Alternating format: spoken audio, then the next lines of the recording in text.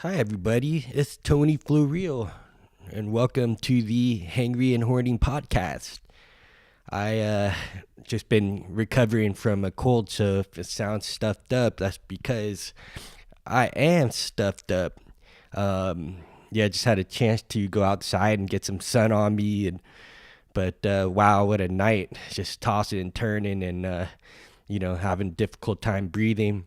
But now I feel better, and yeah, it's pretty wild. What it's like to be sick, and you just appreciate the times when you're healthy. So fortunately, I feel much better, and I'm not gonna let that stop me from giving you an introduction to this podcast, episode number 2.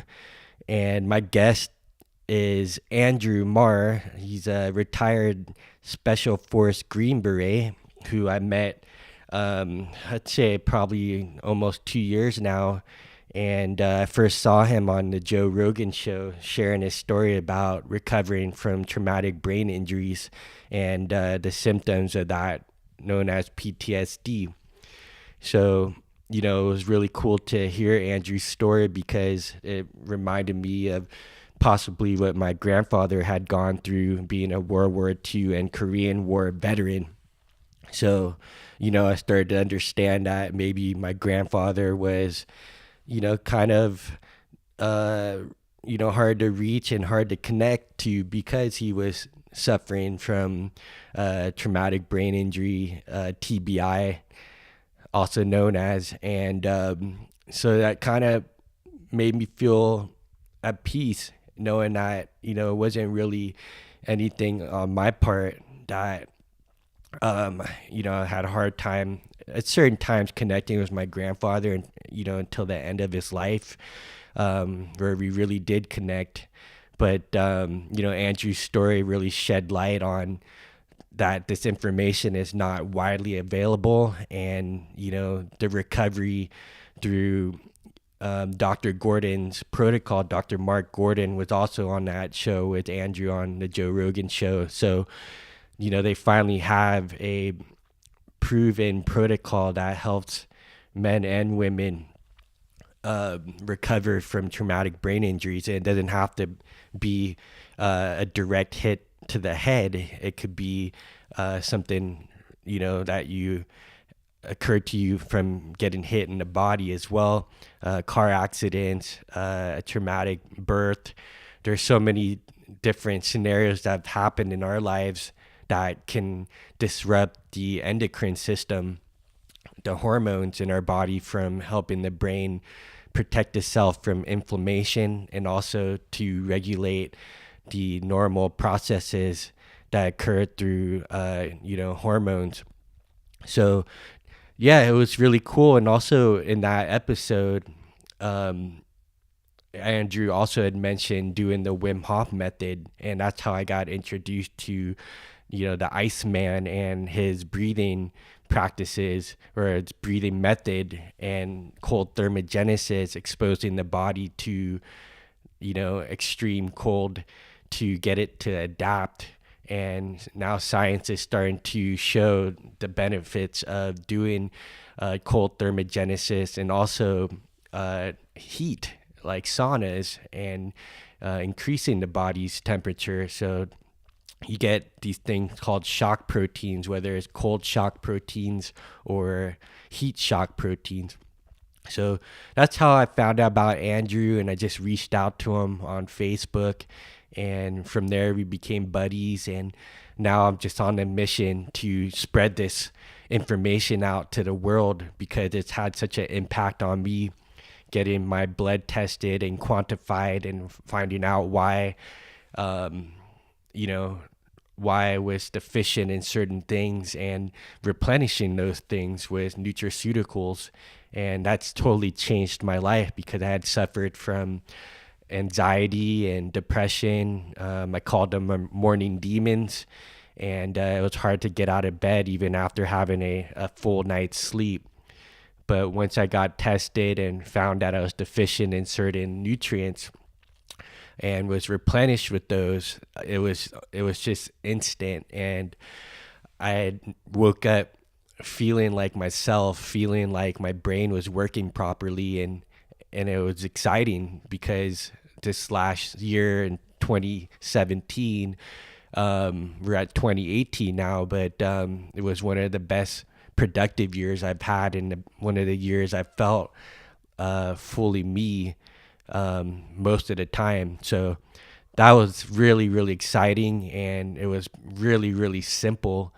And I had a history of doing meditations and a bunch of other type of biohacking type technologies I've used, and including the Wim Hof method, and all these things were great, but they didn't really stick. Whereas doing the doing the Dr. Gordon protocol, once my brain was working the way it was supposed to, then all these other auxiliary type of methods and techniques and technologies start to work even better.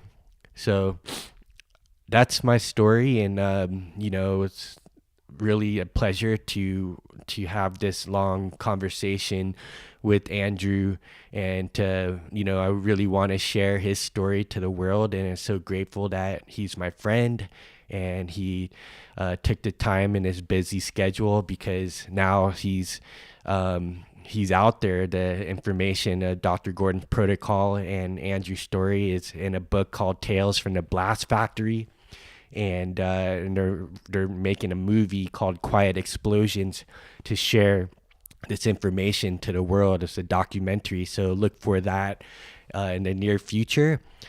So so I just wanted to also let you guys know that I'm having an event in San Francisco on January 27th, 2018. It's about a week from now, and that is the Magic Flow Bus San Francisco. And basically it's a interactive event where you get to learn all these different techniques that we use to get us into flow states. And the morning is all hands-on, in person, learning how to breathe properly, doing yoga, getting exposed to environmental triggers, and even doing like cold thermogenesis and hot thermogenesis as well. So it's a fun day. So that's the first part of the day, and then the second part of the day we get to play with different technologies like neurofeedback or microcurrent, the H-bot, which is like a chamber where they increase the air pressure and drive in oxygen to deliver it to your tissue. So it's also known as the hyperbaric oxygen therapy. And so these are all the fun things that we're going to be able to share with you on that event on January 27th. And the whole point is that there's these conferences where you usually sit on your fanny all day long listening to people lecture. So we wanted to turn it around and actually give people the direct experience of I guess learning through doing, and actually experiencing what people lecture about at these biohacking conferences. So check it out if you're interested. It's on magicflowbus.com. That's magicflowbus.com. On there's a just opt in for the application, and fill out the application, and we'll get back to you as soon as possible, because your application helps us curate the event so that we can have a very fun and safe event, but also closer to your interest as well. So without further ado, here's this next episode with my dear friend and brother Andrew Marr of the Warrior Angels Foundation. And he's sharing his story, how he came to where he's now performing better than his pre-injury status from traumatic brain injuries. So enjoy this episode and take care, everybody. Record here. Clapping. One. Clap on. Hey. Clap off. The clapper, man. So you never met anybody with the clapper? Never met anybody with the clapper. I'm trying to think. I knew a few people with the clapper. What an ingenious device, right? Just come in, clap, and the lights come on. But inopportune, or maybe like not convenient if you're always high-fiving. Yeah, right? Can you imagine? On and off, the lights coming on and off. Yeah, inconvenient. They were like these commercials, right? Yeah. They would come on. I don't know, in Texas, you had like public TV. Did you guys have cable at that time, or you already had? What were we talking about, like 90s? Yeah, 80s? the 80s. Yeah, there was cable. Yeah. We had running water, we had like really cool stuff in the 80s in Texas. You guys could afford cable. I couldn't afford cable, man. Well, I don't know if I could afford it. My parents did. Okay, cool, man. Yeah. I just remember seeing it on like regular TV, but I never met anybody that had the clapper. Yeah, I don't think it was until college. As people had it as like, I think more like a comedy type deal. And I always wanted to get it, but I never got it. So welcome, brother. Glad to be here. Yeah, man. We're at the team room of Warrior Angels. Yep. Yep, the home. You guys are in Ukaipa. We're here. And your home as well. My home as well, man. It's been awesome. Yeah. You guys moved here in June and came all the way from Texas. We did. Yeah. We did. So how was that journey, man? Like making that leap to come to Cali? Amazing. You know what, man? Like leaving the military, we went back to Texas because it was familiar. And then after being there, a year and a half, 2 years, it was like, we can go anywhere or, wherever we want. Doing a lot of work in Southern California. I fell in love with the place, the geography of it. And so we said, let's come here. So try to figure out a way to do it. Yeah. Well, one thing I love about you is like once you decide on something, you like make it happen. Yeah. And it goes back to your story of recovering from traumatic brain injury and getting that through many years of being Special Forces and maybe accumulation of things before, like from football as well, but none of the symptoms occurred until like 6 months after your last deployment, right? Right. Yeah. Yeah, I mean, going back to taking action, me and you've talked about it hundreds of times, but being defined by a vision of the future, you know what I mean? That's something that's always been tantamount in my life. And so once I have a vision of what that is, it's either you're either working closer to it or you're getting further away from it. So if it's the vision or the goal, let's make every effort to do that. You know what I mean? So whether that's overcoming an injury, moving from one location to another, Special Forces, whatever it is in life, you know what I mean? Like, what is that vision? What's that inspiration? And how are you moving closer to it? When did you realize that you were like operating on a vision? Because at what point in your life did you say like consciously, oh my God, like I have something in my mind that I've sort of like worked towards? Yeah, that's a great question, man. I think like honestly it was like I was 10 years old playing football. You know what I mean? It was the first time that I really realized that like I had some unique gifts and talents. And we all get wired up differently through experience, and because of those experiences, like that's what I felt most. That's where I derive the most amount of meaning, I guess, and significance. Looking back on it, yeah. At 10, you don't know. Just I like this. It's unique and it's significant. And so I just realized like I love to do this, so I want to do this as much as I can, you know what I mean? So at 10, I wanted to play football. Like that was what drove me. And so I can remember starting to lift weights at 12 and, always because I wanted to, play football. When I was in middle school, I wanted to get to high school, and be a starter on the varsity. And once I was a starter on the varsity, I wanted to go to college. And once I was in college, I wanted to go to the pro. So I just always had that vision specifically there about how I wanted my life to turn out.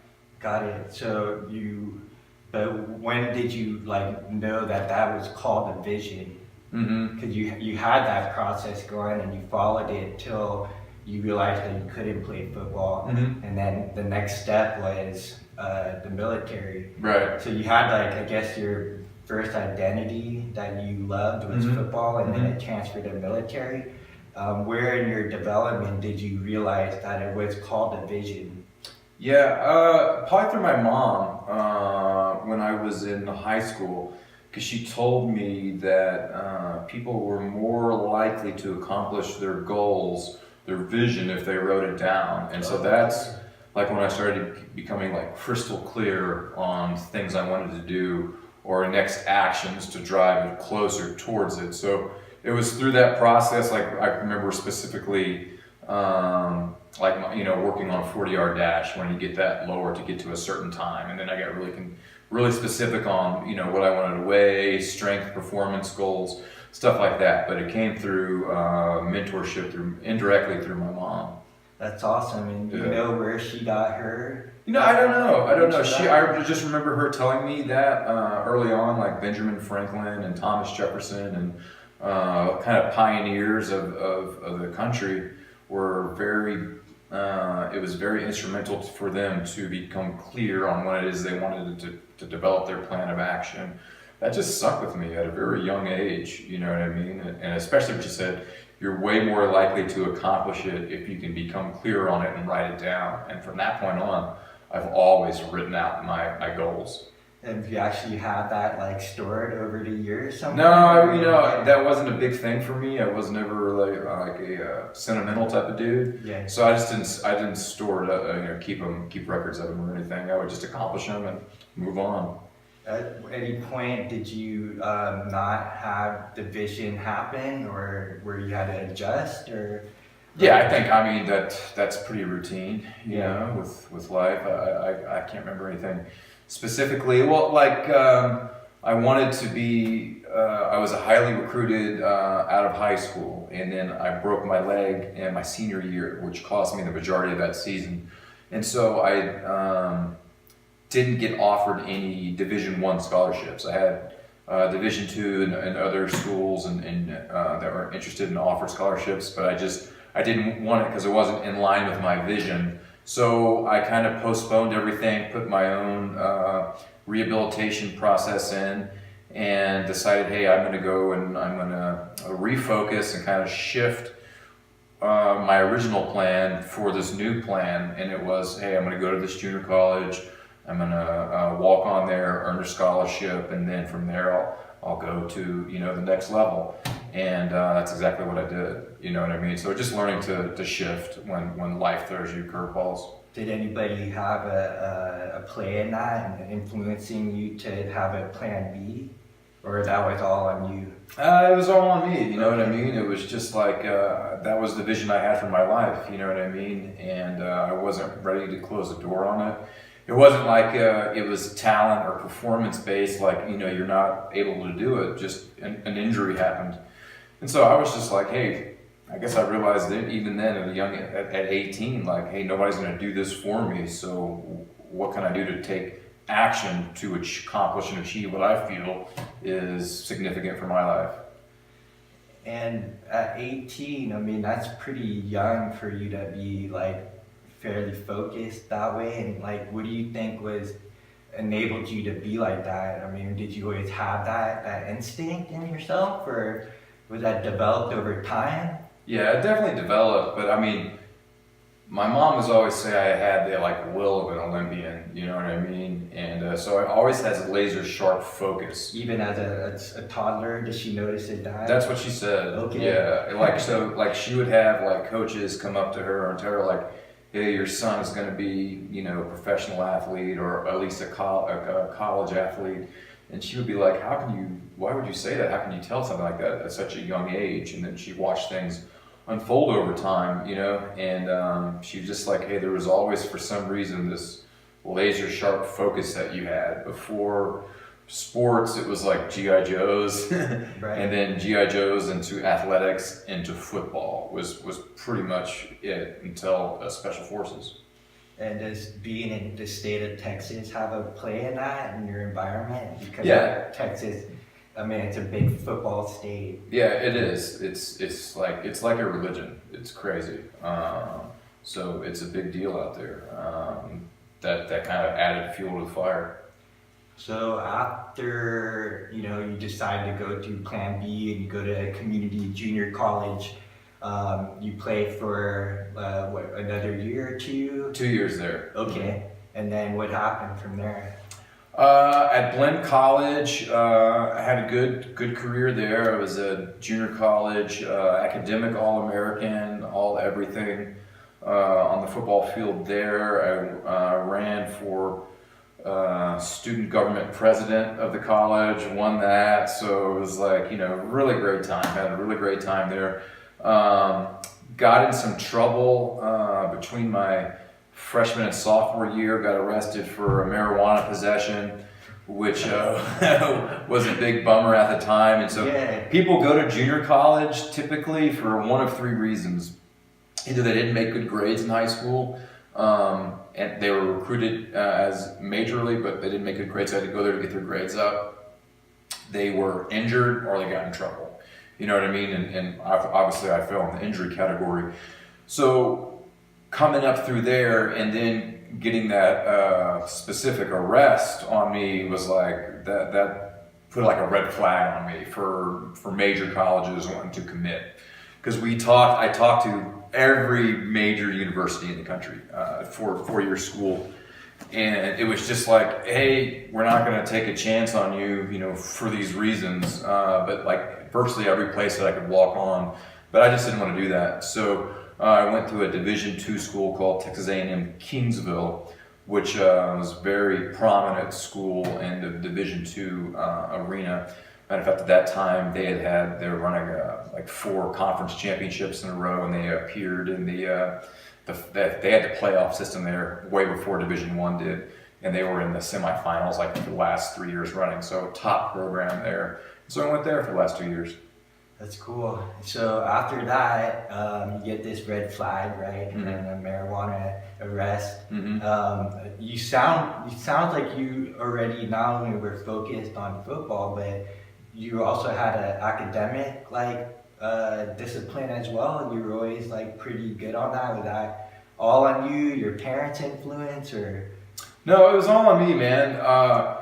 In high school, like I didn't care about academics whatsoever. I just did what I had to do so I could play football. That's all I wanted to do. And like my dad said as like a running joke, like he never once saw me do homework, you know, in my entire life through there. I don't know that I did, you know what I mean? But like that's a level of intelligence in and of itself, I think. It's like, you know, how can I steer this to not have to put in all this effort to be able to do what I have to do over here so I can do what I want to do over here, you know what I mean? Like, that's how I saw it, you know? It wasn't like anything I was really interested in. I know you can probably relate to that. Yeah, we know each other, you know, for sure. You know, just to get the bare minimum done. Yeah, you know, it's like, what's the standard? What do I gotta do so I can do this? Because this is what I want to do, you know? Yeah. And I think like realizing that early on, like you realize how to kind of think outside the box, you know what I mean? It's like, here's the box, I don't care about this, right? So how can I devise a plan to do this? Like I remember in high school, we had a physics class and you had to do this big project as part of the grade. And it was like 25% of the grade, right? And I was like, I don't want to do that fucking project, man. So I figured out like, what do I got to do on tests, homework, everything else to be able to pass the minimum grade requirement and not do this project, which means I had to do like a 95% for the rest of the class. So I just did that. I was like, I'll do everything. I'll max out all the grades there and not do the project. And it totally worked. And the guy's like, hey, are you not going to do the project, Andrew? I'm like, nope. And he's like, you're going to get a 0. I'm like, yeah, I've already calculated my grade and I know I'm going to pass and I'm not doing your project. Yeah. And like, what was he going to do? Right. Nothing. Yeah. And so like, you know, I figured out ways to do stuff like that. So it wasn't important to me. When I got to college, I got to junior college, it was interesting. So that was kind of the first time I was out of the house on my own. And it became apparent to me, man, that I wanted to just do my best. I had this drive in me to hold myself to kind of a higher standard. And I saw kids there like not taking like class seriously, like a lot of inner city youth there, and like I couldn't wrap my head around it. I was like, well, why would you come here if you didn't want to try your best? You know what I mean? And so it was just like, I want to represent myself, I want to represent my family, I want to represent where I'm from, and I just want to do the best that I can do because I want to make the most of every opportunity. And that was like a new way of thinking. I think that was probably the case as it applied to football, but not the rest of my life. And man, I don't know, like, it was just like all those things that were unfolding around me, being out of the house for the first time by myself, where I thought, what if I applied myself everywhere? You know what I mean? And like, I did really well, like the first semester, like a 3.5 or 3.75 GPA. And the thing was, it wasn't that even that hard. I just made a schedule and I applied myself, and I met with the guidelines and the deadlines that I kind of put on myself. And I was like, that's not even difficult. It's just applying myself. And for the first time, like I did some things that were like interesting to me academically. Okay, you know what that's I mean? what I was gonna say. Like, where was the shift? Because in high school, you had loopholes that you knew you can like pass through. Yeah. In college, you could have done the same thing, but you obviously now are studying things that engaged you. Yeah, like for instance, like English literature class. Like the whole thesis of the class was to read these awesome works, and then we just come to class and discuss it. And I was like, we're gonna get a grade on this? I was like, this is great. And like people weren't like talking or saying anything, and I was like, I'll discuss my thoughts, you know, because they were like, hey, you know, there's no right or wrong answer, just give your interpretation of this. And I'm like looking around, I'm like, all we're supposed to do is tell how we think about what we read? I was like, this is great. Let's talk about it. That's so cool, man. You know? Yeah. So were you pretty extroverted at the time, or pretty much the same? I mean, did you have butterflies like having this like or even wanting to speak up because of that sort of format that the teacher set, where you know, like your grade's going to be depend on like you discussing this and speaking up? You know, I would never classify myself as an extrovert. I also wouldn't classify myself as an introvert. You know, somewhere in between. It just depending on the situation or what the situation called for. You know what I mean? But I never had a problem of like talking in front of other people or you know, giving a presentation or something like that. Matter of fact, I always found that I was pretty good public speaking wise. Even like in middle school going on up, I never thought anything of it. It came kind of natural to me. It wasn't difficult. I know that's definitely not the case for a lot of people. You know what I mean? Right. So that comes to like your leadership, like sort of abilities. It's another thing that was ingrained. I mean, obviously your mom was talking about coaches recruiting you, saying that you were going to be a certain individual in sports or a high level something, and then this capacity that you had innate. Was it something that, you know, I think it's developed, through experience. You bring up a good point, or something I never thought of. It probably had a lot to do with athletics. You know what I mean? So being athletics, you get a good deal, or you have the opportunity to develop some self-confidence, you know, through that. And so in that arena, I was never shy about vocalizing anything in regards to a sport or what the team needed. You know what I mean? And so I just take that mentality and apply it outside of the sports arena. So it was very difficult. It wasn't difficult for me to make that transition. You know, I think that's probably, looking back on it, maybe some reasons I was able to develop those skills. Okay. Yeah, it's interesting because I grew up with sports too, and I like shy being actually like an introvert. But certain situations would call for me to be more outgoing. But sports was easy. It was just transitioning out of that identity when I knew that I wasn't going to play sports professionally. And that was hard. It was like more of like a reluctant leader, like a lead by example. So it was like appointed captain of the hockey team just by my actions, not so much by what I said or that's how it should be. yeah, right. I mean, like, but I guess I had a concept of leadership as somebody like dictating things to people. Authoritarian. That's like the worst like type of leader, you know. But some more of a leader that a lot of people I respect. You had, like, you just seemed like, just knowing you and being around you, you just have that like natural propensity to lead. I don't know what it is. Like it's just like this presence that you have. So out of curiosity, it developed out of football into like, so you became like class president. Yeah. And it was something that you decided, or were there other people like kind of like saying, hey, I think you should do this because we see this in you? Or I think everything, there might be like some innate propensity for it, but the environment has to bring it out.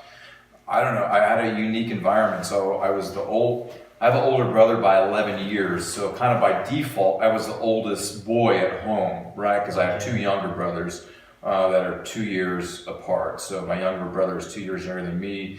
And then our youngest brother is 4 years younger than me.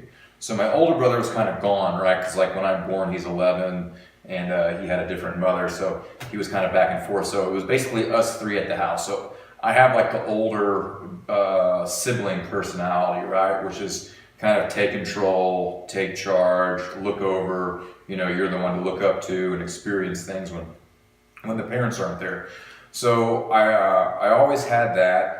My father from the earliest stages always told his children that, hey, you're a leader and leaders do this, you know what I mean?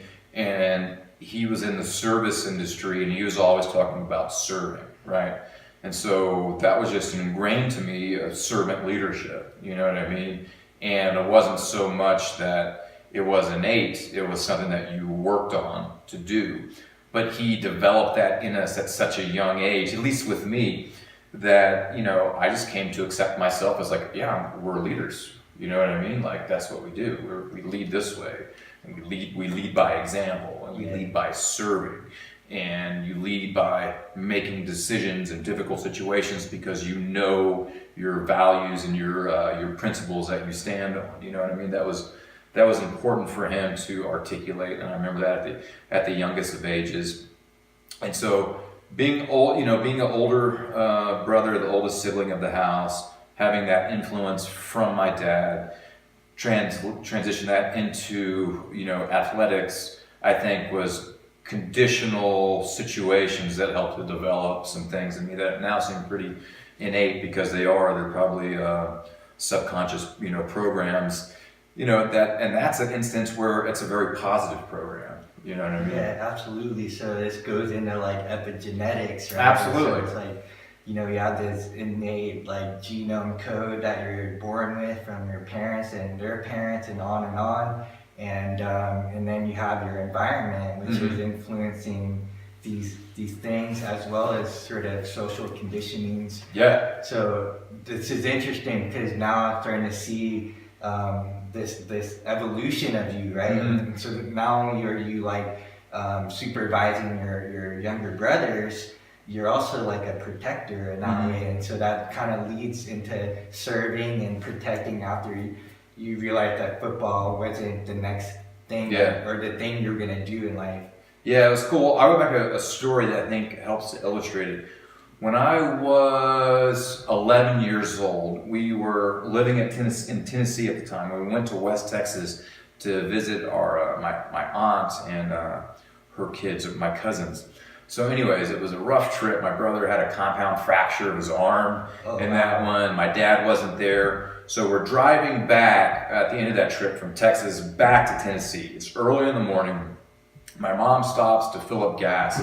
Me and my youngest brother, Austin, we had a station wagon at the time, and we had put the seats down. We had one of those old school like back window goes Yes, down. we had one of those old school man. TVs that we had like a cigarette adapter for, and like we tied that sucker down in the car, watching like VHS, Big Trouble in Little China.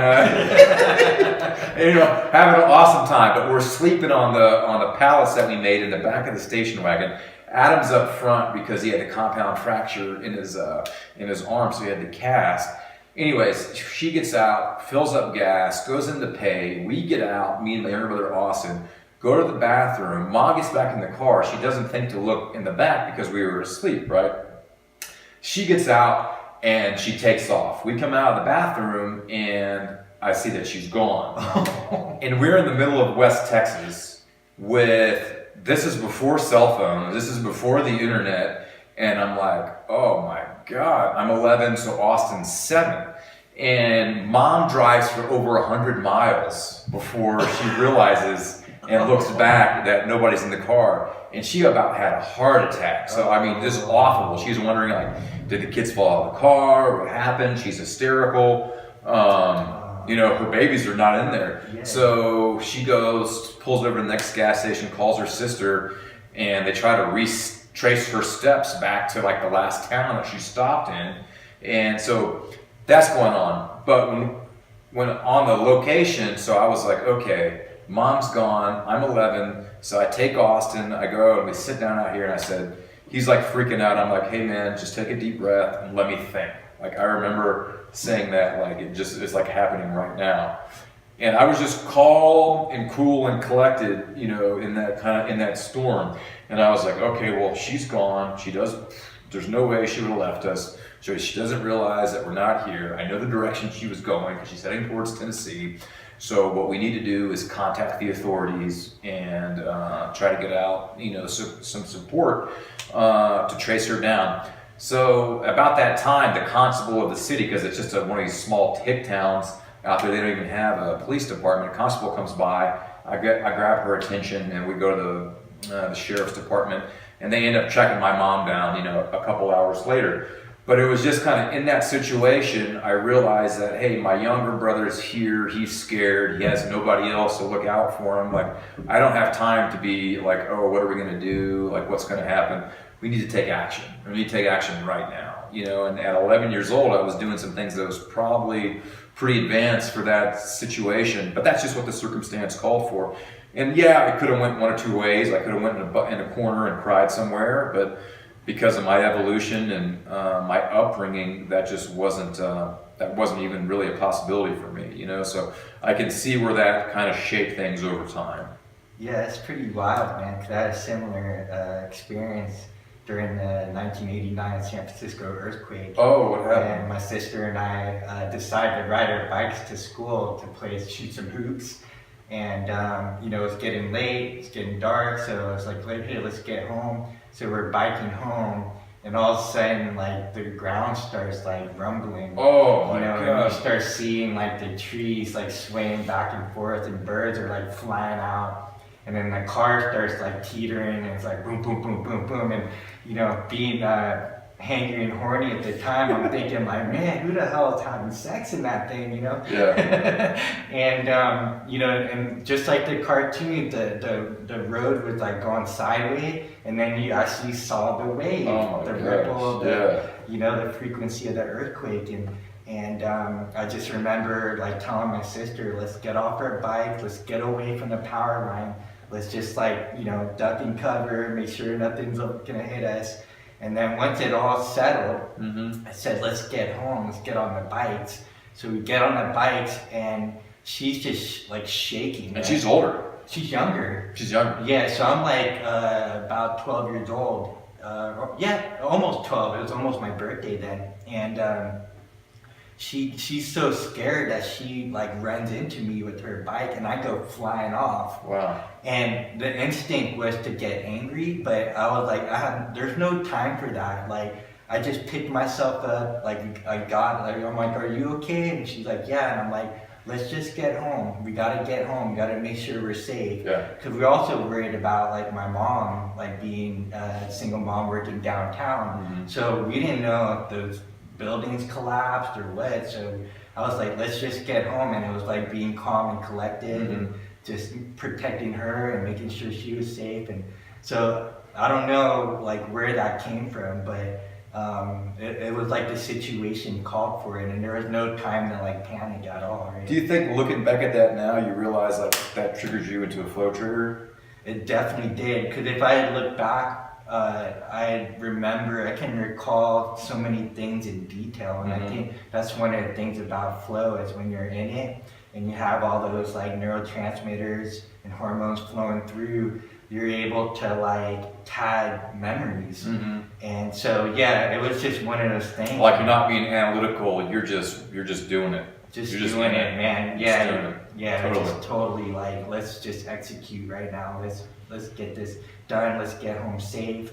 And so it was interesting getting home because the garage door was like up and it was like stuck, and so all the power was out, and the lady that was living downstairs had panicked, so she just like hit the garage door opener and then like came up, and so we were like concerned, like when it got dark, we were there was like people were talking about looters and all this stuff, but it was the first time that I saw like an adult sort of not stay composed. Yeah. And so that was interesting to me. Like, what was it, me being that young of an age, able to stay poised and composed, where someone that was much older than me actually panicked and didn't know what to do, and just the first thing she thought was like hit the garage door versus like get under a door frame or do something to just make sure she was safe, right? Yeah. So that was interesting to me, but back to your story, man, it just reminded me of that. And so I'm always curious, like, where in the development, like, did we learn that? Was that innate? Was that because we saw somebody else in action that protected us at a certain time? I can think back of my mom sort of being like, okay, like, stop crying right now, take a deep breath, and let's do whatever we needed to do, right? So it was interesting. Yeah, definitely. I'm interested, how did that play out, man? Like, how'd you guys get in touch with your mom back then when we didn't have cell phones, we didn't have internet, you know what I mean? Like, you just waited for her to come home, or you went to her, or what happened? Yeah, we were just hoping for the best, and that probably would have knocked cell phone towers out anyway, you know what I mean? Yeah, like exactly. Modern day. Even modern day, right? Yeah. So we just prayed, man. We were just like waiting patiently and just hoping for the best. And how'd she get home? Where, from where she was at work? She said that the railway just completely shut down because it was run by electric. So essentially, like, everybody started like piling onto like the gasoline buses at that time, right? So the diesels. Yeah. So she just found an alternate route back home. Maybe she had to take 2 or 3 buses instead of just one streetcar and like walk like the rest of the way. So she showed up, man. It was like the best thing ever. Like, it's one of those things where you never realize what you have until it's like almost gone, right? Totally. Yeah. So yeah. Was the city just in pandemonium at that time? It was so quiet. It was so like freaky-ish quiet. Like, just like, when we talk about electricity and Wi-Fi, right? When we shut that off at night, or even when we're in nature and we're unplugged, it's so quiet. Like, it's loud, right? So that's what it felt like. We were hearing reports on the radio, so the radio was working, right? And so that was interesting because we had heard that the Bay Bridge collapsed, right? I remember because the World Series was going on. The World Series was going on. My cousins and my auntie were there when it happened. I remember like when the San Francisco Giants were in the playoffs. So I got to go to the playoffs, like the National League championship. So they played the Chicago Cubs. Nice. So it was fun, man. But I didn't get to go to the World Series, so I knew that my cousin and my aunts were there, And but it was an interesting time because it was Indian summer. So like in San Francisco, the best weather is usually in the fall. Yeah. And so there was this sort of air to that time, and they usually say that's like earthquake weather. Earthquake weather. Earthquake weather. My other cousin, his buddy was actually surfing in the ocean, so he didn't feel the earthquake, but when he got out, the water was like all the way. Oh wow! Like there a hole opened in the earth, and all the ocean water went through there. So there was like almost like extra mile of beach that he had to walk from. That's crazy. From the brake line where it was to now, like the brake line was way out there, and then all of a sudden you had to walk like extra far. Wow. And I remember the phone still worked though. So like my older cousin, he was only 2 years older than me, but we like called each other. I forget who called who, but it was cool because at least I was working and we had like contacted family members. So I guess they were like my auntie or uncle told him to call and check up on my sister and I. So that was cool. And that's when we heard that like the Bay Bridge had collapsed, and we're just like, the entire bridge fell over. Oh my gosh, that's a huge bridge. Yeah. And it was just like a section, but couple people died because the guy in the car thought he could just jump it. Yeah. And with the engine being in the front, it was just front end heavy. It just went boom. You just see the hood pop up, and it was just. Guys are gonna Dukes of Hazzard at you. Exactly, man. Didn't work out. Yeah. So yeah, that whole protection of people around us. I don't know. It was just something that was there, I guess. I was curious, like in your case, So let's fast forward to you realize you're not going to play football. How did you decide you're going to go into the military? Yeah, great. I'm gonna take a piss. Okay. This is fine. I'm gonna keep talking. Yeah. So for those of you guys that are listening or watching, it's really cool. And Andrew and I have known each other for losing track of time, just because I don't really keep track of time. So I say it's been about a year and a half. I've heard I basically saw Andrew on the Joe Rogan show. Just remember tuning in, and he was on Joe Rogan with Dr. Marr Gordon, and I was intrigued by Andrew's story, being a former Special Forces Green Beret, and he was talking about how he had recovered from traumatic brain injury against all odds after trying all the different modalities from traditional medical medicine, and that not working, and being on so much medication.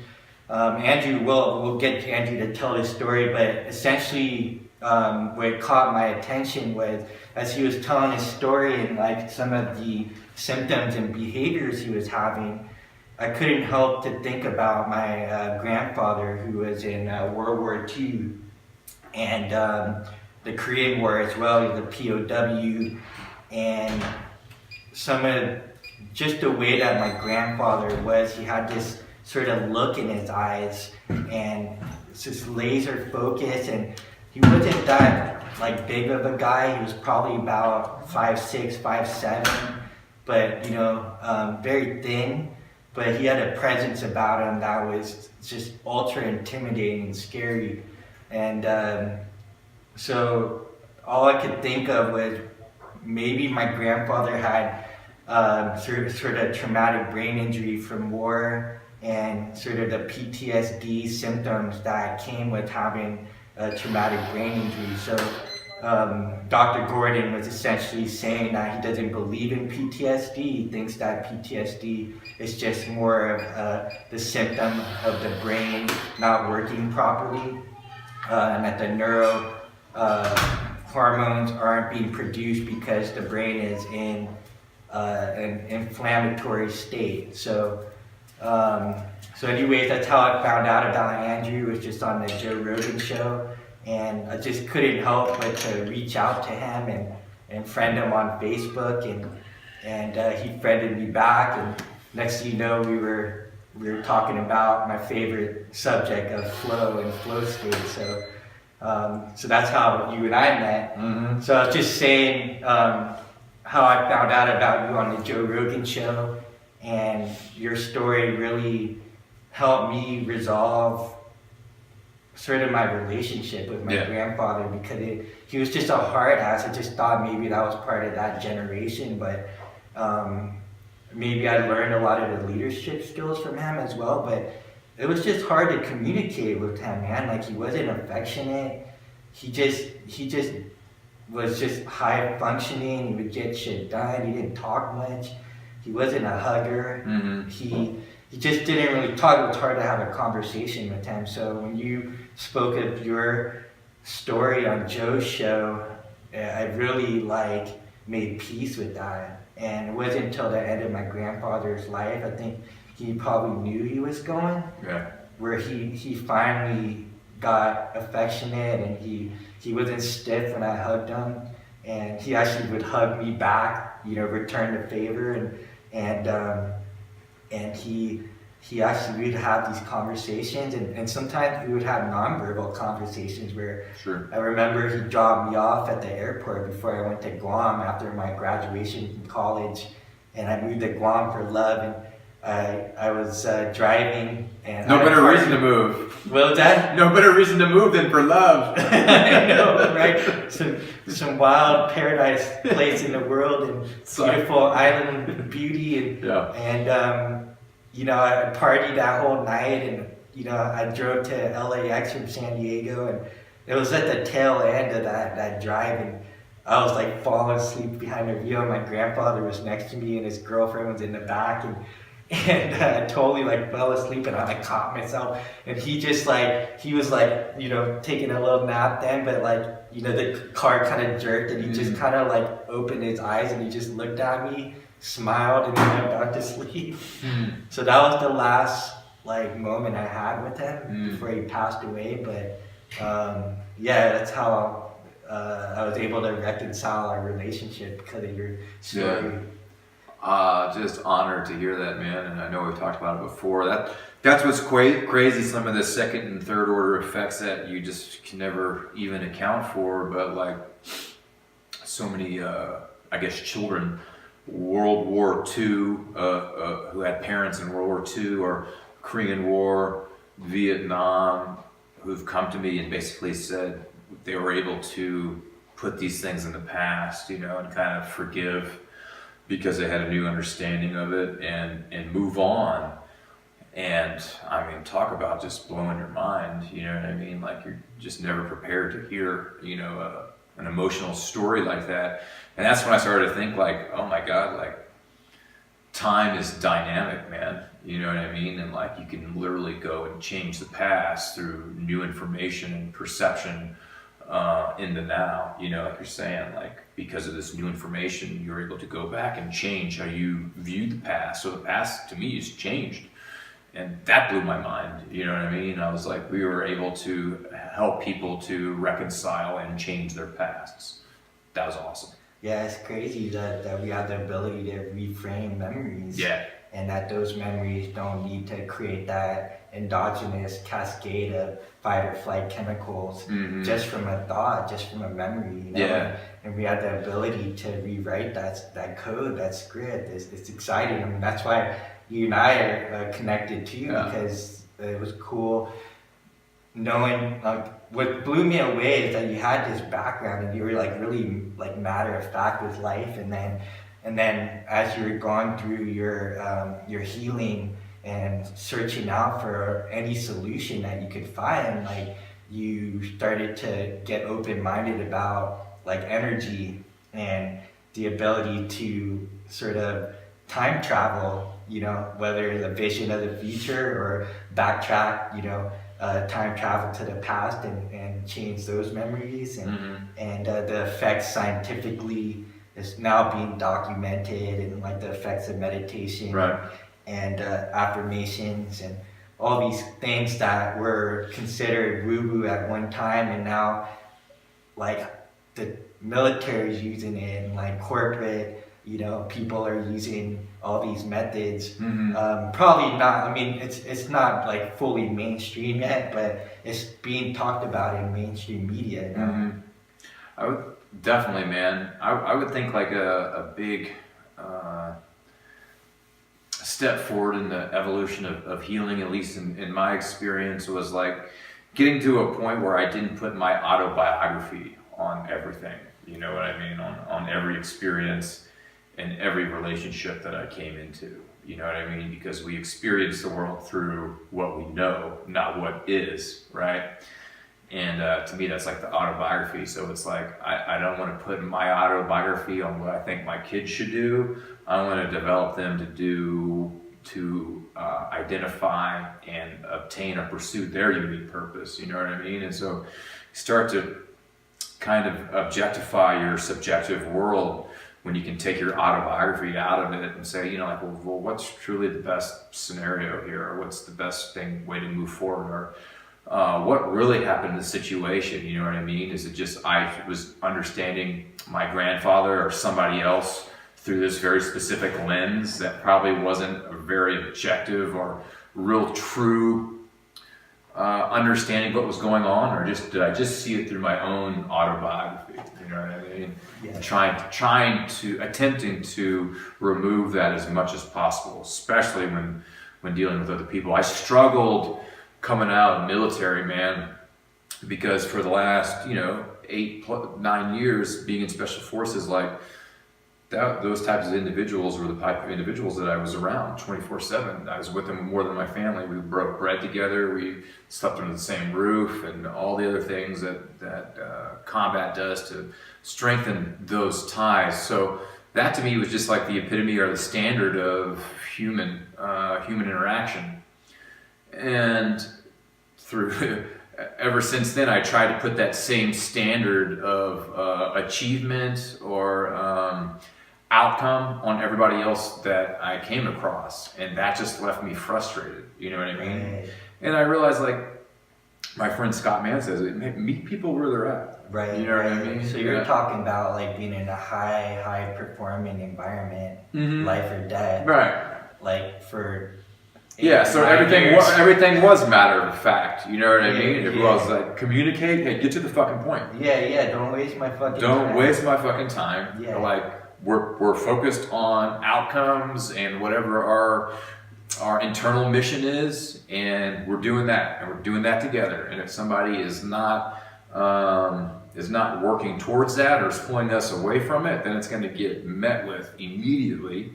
We're gonna figure out why, and we're gonna rectify it. We're gonna move on. So was there no room for like feelings or emotions? Like if it's like a dude was sad because like one of the guys got like, or a gal got sort of taken out or something. Like was there? I mean, I'm sure there was that, but anything. It was either like execute or you can cry because someone was falling from your team that you knew and loved and cared about, but the in-between emotions, like you don't have time for that, or pretty much, man. Just because like that, it's like this fucking merry-go-round that doesn't stop. You know what I mean? And so, speaking from experience, losing people, like you don't have time to sit around and mourn that. You don't, because you're going right back out, and it's life or death again. You know what I mean? And so we're either working towards it or everybody's gonna fucking die. You know what I mean? And that's why like people probably it takes some time to process that, because that's gonna have to be processed sooner or later at some point in time. You know what I mean? Yeah. And if you never give it any time, it's going to manifest negatively through some type of symptomology. You know what I mean? At least that's what I've seen. And that can be from the healthiest of healthy individuals, and it's not like an inability to cope. It's like, what's the most pressing issue of the time? You know what I mean? The most pressing thing is the next operation, the next mission, or preparing everybody to go and do that. So there's not time to really give that a lot of thought. At least, I never pondered the things that I've pondered in the last 3 years when I was operational, because there was just no time for it. It was just do that operational op-tempo. That's the look that, at least from my perspective, I see is like a robot, a machine. Like you program, this is the outcome, you just do that, get it done. Totally. And there is this, I guess I'm very like perceptive, so I could see that kind of look in someone, and what would be the consequence of, like you said, at some point in that person's life, they would have to process that. And so what was that like for you, like coming out, especially with your traumatic brain injury? Well, like going back to life on the teams, when somebody, like, they fucked up, they made a mistake, they were held accountable for it. You know what I mean? So it wasn't just like, hey guys, like I slept in, you know what I mean? Or like, hey, I just didn't get it done. I got a lot of shit going on. Like, that stuff just didn't fly. Yeah. It did not fly. So not only could you not say that, you would have to come, sit in a circle of your peers, and you would have to tell them, not only, you would have to own up to it, right? Hey, here's what happened. Here's the mistakes. Here's the things that led up to it. But more importantly, like, here's how I'm correcting it. Here's how I'm gonna be held accountable, and here's how we're gonna move forward. You know what I mean? That level of accountability was tied to everything in your life. You know what I mean? So you live this transparent, accountable lifestyle, which I think is incredible. You know what I mean? And so that's what I struggled with. I struggled with coming out, like, trying to get an organization off the ground, still trying to heal myself, trying to come back into the civil population, the civil sector, and that's not the normal way of doing things. And I like, it would make me angry. Like, I didn't know how to deal with things like that. I was short with people. I'm like, why is this guy pontificating on fucking everything? Like, get to the fucking point. And I didn't do well, you know. And I thought everybody else was fucked up, right? It's like, why are you all so fucked up? And it wasn't a matter of them being fucked up or me being fucked up. It's just two different ways to experience and process the world. You know what I mean? And it wasn't, you know, through this growth and evolution process where I realized, you know what, man, like, not everybody's me. And I'm not everybody else. And that's just how it is. And I need to quit putting my autobiography on everybody, which basically means putting some expectation on them that's not them. You know what I mean? So figuring out, and that's the art of it. You know, that's the art of it. Walking that fine line of, hey, you know, trying to be understanding, compassionate, and also, like, walking this line of accountability with your relationships at the same time. Right. You know what I mean? And that's this interesting balance and dichotomy of what it means or is to be a human that I think, you know, we're all trying to figure out. You know? Yeah, and we're in that point that you come to that understanding, and you said the 3 years of recovering. Yeah, it's a great question. You know, I was just me and Mark, Dr. Gordon, were just on with Joe like this week, and he was talking about, you know, how long did it take for you to become you again? And I didn't really know how to answer that, and so I thought about it a little bit from there. I'm like, the person that I was, I'm no longer that person. You know what I mean? That's just an older version of myself. And even like through the healing process, coming off all medications, feeling that I had my cognitive faculties and the ability to control emotions and my response to stimulus again still took about till very recently. And we're all works in progress, and I'm still very much a work in progress. But like, I think I made major improvements this last summer. You know what I mean? I was still probably holding the people to those standards, unfair to them, unfair to you, unfair to my wife, unfair to my children. And it wasn't that I was trying to be unfair. I was just putting my autobiography on it. And I think it was just very recently, Becky's pregnant now with twins, and she's so sick, as you know, in her first trimester. She had to leave, and so here we were, me and you, here at the house earlier this summer. Like, my whole family's gone, and I had to take some hard look at some things and take responsibility for them, and specifically that had to do with some financial things. And it always takes two to tango for every situation. But I was like, I need to take this time. I need to examine everything in my life that I haven't been looking at, or that I don't want to look at. Yeah. You know what I mean? And I need to see, like, what I have contributed to this current condition, right? So, like, I need to go back and I needed to mine the past. And I need to look at it objectively. You know what I mean? So again, take my autobiography out of the equation and just try to see it for what it is, and see it through her eyes, see it through as many possibilities as possible, to try to get a balanced perspective as possible, to do a couple of things. One, identify actions that I no longer wanted to do. identify thoughts that I no longer wanted to let slip through my consciousness, and come up with a course to correct them. You know what I mean? And through that process, that's kind of how I came to some of these conclusions. Like, hey man, like I think the reason I struggle with people in general, my wife specifically, and we have a great relationship. We had a good relationship then. We have a phenomenal relationship now. It's because I'm trying to make them uphold the standards of a Special Forces Green Beret. Yeah. You know what I mean? Like that's the conclusion I came to. Yes. And I was like, that's not fair to them. Yeah. It's not fair to them. It's not fair to anybody else. It's not fair to me. So how can I work on meeting people where they're at, specifically with our relationship, going back and looking at the things that I wasn't doing or I could do better and I could improve on to produce a different result, you know what I mean? And so I'm a big guy on, you would call it a mission statement, an ideal self, a standard of performance, whatever you want to call it. But I had that for like everything in my life. I had my personal ideal self, mission statement. I have one for my family. I have one for how we parent. Like everything I do, I feel like you should have what the most ideal version of yourself is. And for me, it's principle based.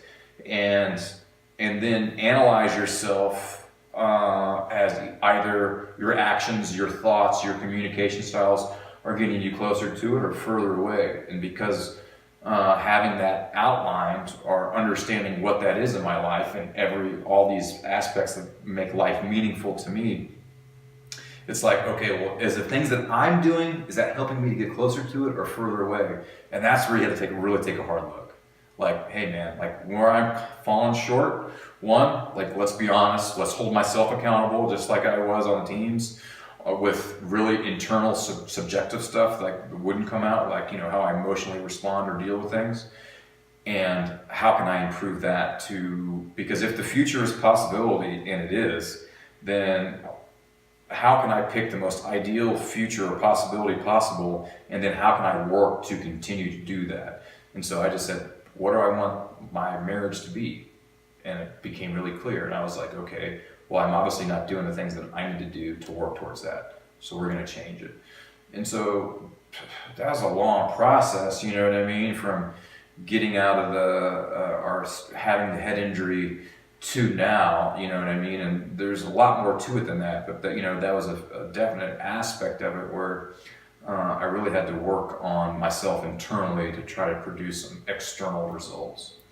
Yeah, which is awesome. I mean, I've been through part of this process and been around seeing like sort of you evolving, which is really cool. And just to see your example of like being able to identify certain things that weren't working, what was working, and fix the things that weren't, and even the ones that you didn't want to look at. And these circumstances kind of like brought themselves, they reared their ugly head to you, yet you didn't back down. You're like, you know, how can I like get my family back? And so while we were here, you know, like it was interesting, like just the dynamics of that time too. And there was tension. I felt it. We were able to like talk about it, which was like awesome. And it was during that time where I always felt like you listened and you had like patience, but there was a line, you know. And I felt like in the past few months, you really just like opened up to a point that it's like really easy to like approach you about anything and just sort of lay it on the table, talk man to man about it. And it's been really cool it's just like any relationship. I just feel like that's really lacking in society. Like when like people aren't used to being held accountable, and you know, I think the other thing is people aren't really communicating as well, like because of all these technologies and the lack of social cues. And I don't know, like it's just like a touchy subject or what it is that it's uncomfortable, but those are the things that like make us better, right? Yeah. Like those are the things that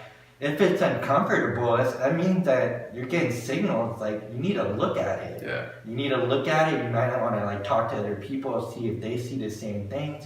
because we know how like the brain works now. Like we have blind spots, we have like cognitive biases, we have our own personal biases, right? So the ability to expand your consciousness and see a certain situation or an event through other people's eyes, and so that like increases that ability to be compassionate, and to understand, like you were saying, like not everybody is like a Green Beret Special Force, and not everybody operates on that level of accountability, right? And so now you understand, like, I can only control myself, but I also can understand like where people are coming from, but also communicate, like, listen, like I need this to be done, this is why I need it to be done by this time, and give people the opportunity to like rise up,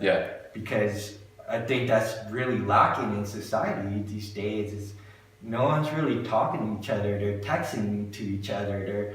They're not even like calling each other on their phone or emailing, texting, like social media, sending photos, like emoticons. Like they're not like really expressing, and that's why it's important for me in this show to be in person, because I can get all that feedback from you, and vice versa, right? So yeah, it's been really awesome to see your growth these last few months, to see even your family's growth, to see this sort of balance and that dynamic equilibrium it's more like free-flowing and flexible, but there's still a structure to it, so there's just balance, right? And that's just indicative of what is possible when people hold themselves to higher standards. I think, well, like going back to talking about communicating and the way we're at right now with all the technological advances, is like we're talking but we're not communicating. You know what I mean? Or we're chatting, whatever technological nuance you want to put on it. But kind of what I think, what I so value, and there's many things value about our friendship, our brothership, is our ability to communicate, and the fact that as men we've worked on communicating. And to me, so I see like emotions as like a call to action, and so we experience these emotions, and it's giving us feedback through our central nervous system, right? And what I realize is like, hey, if I'm not being open with myself, first of all, I won't be able to understand like why am I feeling this, and what is it trying to tell me, innately. And then two, have I been able to communicate why I'm feeling that way with somebody else, and how we can work to resolve it together? Or can I be more clear about how we're doing something? You know what I mean? And that really makes you look at it, how you communicate, and like, are we being clear? Are we getting our point across? And when the other person's talking, am I thinking about what I'm going to say, or am I giving them all of my attention? You know what I mean? And just trying to take it all in, not really, worried about what to say. I found like when you do that, like, shit, man, like something just comes to you, and you can give the person great feedback and what needs for that situation, without like not even listening to them, thinking about when you're going to talk again. You know what I mean? Yeah, listening is huge in communication, not just talking. For sure. Yeah, so I mean that's been a cool dichotomy in evolution, that I've been able to experience with just our friendship, how we've grown through that. Yeah, it's been really cool, man. It's this whole nother level. I think, again, just to have that space to do that, and I think people are really craving that. I think, I'm seeing it all over the place, like strangers don't talk to each other as we're around people, and people are feeling more lonely than ever. It's crazy, man. Everybody's hiding behind a screen, they're hiding behind there's some sort of like window, whether it's their car, whether it's their screen, like smartphone computers. They lock themselves up in the house. They don't even get out of the house to experience nature. Like, this is one of the beauties of living here, man. Like, we have mountains around us, And, you know, maybe at a certain time in my life, I didn't really give a shit about all that stuff. I didn't care about flowers or plants or eating vegetables or, you know, I mean, I did, but now there's this appreciation. I don't know if that just comes with age or wisdom. I don't know, but I think wisdom over age, you know. yeah, Because you have people that are older that maybe not are not on that wavelength. right, and then of course not having a community of people that get you, you know. Because I mean, I'm a weirdo. I know you are too, man. And you know, we finally found our weirdo crew, weirdo tribe, and that was probably one of the things that I really missed about being on the ice hockey team. And when that was done, I was just like, I don't know, it was always something to work for, or anytime I had like an appointment the next day, it got me out of bed. If I didn't have something or an appointment, or even now like a business or some sort of thing to like get up in the morning for and look forward to. I don't have kids. I used to have pets, so that kind of helped, right? Sure. So there's some things that I think, there's so many things now, there's tools that people can use to, you know, finally feel like there's something to this life, because it's easy to totally get lost in the bullshit and the noise out there. Totally. Yeah.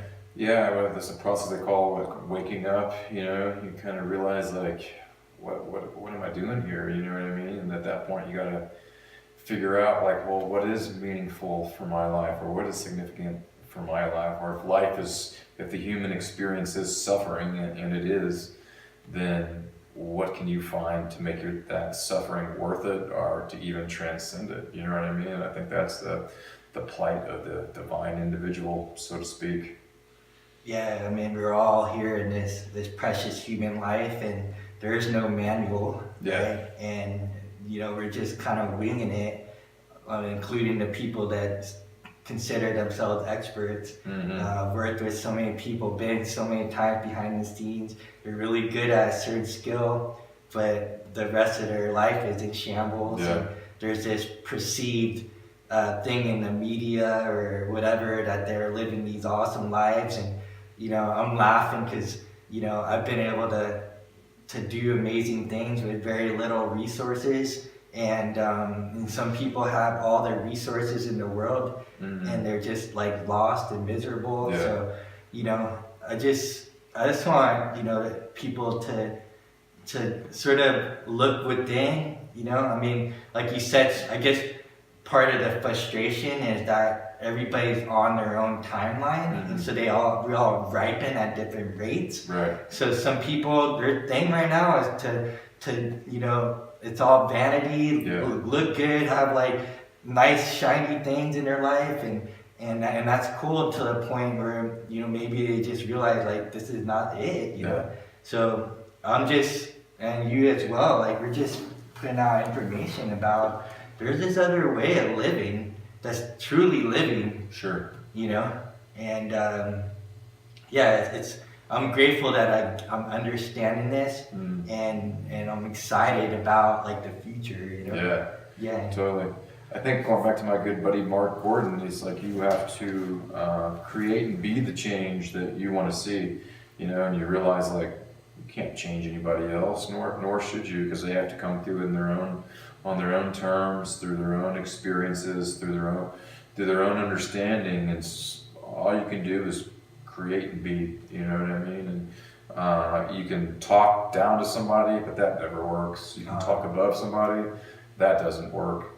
Accept, as difficult as that is, and be the example, because that speaks louder than words. Actions, you know what I mean? Yeah, it's loud, man, when somebody does that. And what I found was, you know, I had this hope, but it wasn't a pure intention, because the intention was like, if I see somebody that needs some change in their life, rather than say something, I'm going to be the example. But my example is so loud that they end up resenting me, because now it makes their shit even more like amplified, right? You know. And then what was funny was I didn't really understand what they were feeling until it happened to me, you know. And oddly enough, it was you, like, living this last summer, like you were so disciplined, man, and I had been, it was almost like I go through waves, so it was like, now you were like just kicking ass, and I was just sitting there like resenting you. But then it was like cool because it enabled me to see like my own insecurities and then be like, it's not Andrew, Andrew's doing something beautiful. And now it's like, it's up to me to like see that as an inspiration and motivation and like a work of art. And then basically I got out of that mindset and said like that's all on me, man. I need to just step up my game, and then it just started shifting from there. But it's such a mature point of view, you know, because the easier thing to do is to kind of play the victim of it, like, or, you know, blame somebody else for something that's being made apparent, however you see it in your life, you know what I mean? But that takes a tremendous amount of courage, I would say, to look at that and see it for what it is. We all do that to some extent, right? Yeah, it's funny because I worked with certain sort of people in professional arenas, right. and You've worked with a ton of people in and what was weird to me was that for me to outperform them, and I've never like been a professional in that aspect, you know, I signed a contract making like lots of money or something, but the point is that we're all human, and it doesn't matter if somebody is a celebrity or an athlete or some, you know, gonna bring people to Mars and it's like sending rockets to space and all that stuff, like or just everyday regular mom and pops that are working their asses off, you know, just to make a better life for like their kids, like everybody's in this like sort of hard life, man. You know, and the way the system is built, you know, it's not an excuse, but it's an opportunity to make it better, and to not be a victim. And you know, it's wherever you're at, like as you and I know, like the magic is like deciding that you want something better, and then just going for it, you know, and being willing to, in my case, and maybe your case too, just be willing to risk it all, you know, and all of a sudden these flow moments, magic happens where somebody out of the blue calls you up and it's like, hey, I just thought about you and offer you something, and you're just like, oh my God, like that's incredible. Most wild like opportunities and synchronicities, like just like it unfold in front of you, you know what I mean, without like you like going after it, you know, like it's a byproduct of living that way, you know what I mean? Yeah, and then just pushing even when it's hard, and taking a break and rest when you need to, and just don't ever fucking give up, man, because it's like 3 feet from gold, you know, that story. It was just like, every story has, that's what makes a movie, a story of your life, it's a video game, like, it's challenging, but if you just stick it out, man, it's amazing, like, what happens, like, the openings that occur from it. You know, if it was easy, everybody would be doing it, right? That goes with anything. If it was easy, everybody would be doing it. What do you do when you find relationships in your life that you know to be toxic? Like, at what point do you have to say, okay, we got to go our separate ways in the most loving manner as possible? Yeah, it's tough, man. I mean, it depends on how attached I am to that person, you know. I'm pretty like forgiving in certain aspects until there's a line. Once it's crossed, you know. But yeah, it just depends on my threshold of that particular person. So, but at that point, I give them every opportunity to change, to get better, and you know, after a while, I'm just speaking to a wall, you know, and as we were just saying earlier, like, you can't change people. The best to do is just be an example, but there are certain times where, like, I hear the same victim story over and over again, and it just like had enough, man. Yeah. I'm just like I can't be your ear anymore. You're wasting my time. In the early stages, like I'm happy to be there, but if you keep doing the same stuff and think that I can bail you out, or think that, you know, Tony will just listen to me again, tell the same story, like, no, man, I'm done. Yeah. So there is a line for sure, and it doesn't mean that I'll never be there again for them, because I've had people that cut me out of their lives completely. Like, I'm human, I fucked up, and I've tried to you know, go and apologize and say I was wrong, and they were like, still, they didn't want me in their lives anymore, and I fully respect that. But at least I did my part, and like I can look at myself in the mirror and said I gave it a chance. And if they said no, I respect that. But I won't go in my grave thinking, what if I didn't say, you know, or I never like approached them and like owned up to it. Yeah. I love that, man. Like, what can I go to my grave saying I owned up to everything, or I pursued, or, you know, didn't have any regrets? Is there anything at this point that you want to be doing that you're at least not like working towards in some aspect of your life, as far as like, these are things I want to live for without regrets, and you haven't yet made a plan of action for? I've been really blessed, man, in this life, that I've pretty much checked off a lot of the stuff on my bucket list. There's some things that I'm still curious about, that I still think about the people that love me, man, because I still think about the ability to put on a wingsuit, you know, because I enjoyed my only time skydiving. I was in tandem. I had to land myself. I did everything wrong and still lived. I did everything against the book. And would you recommend that? Would you recommend that for anybody else? I would not recommend that.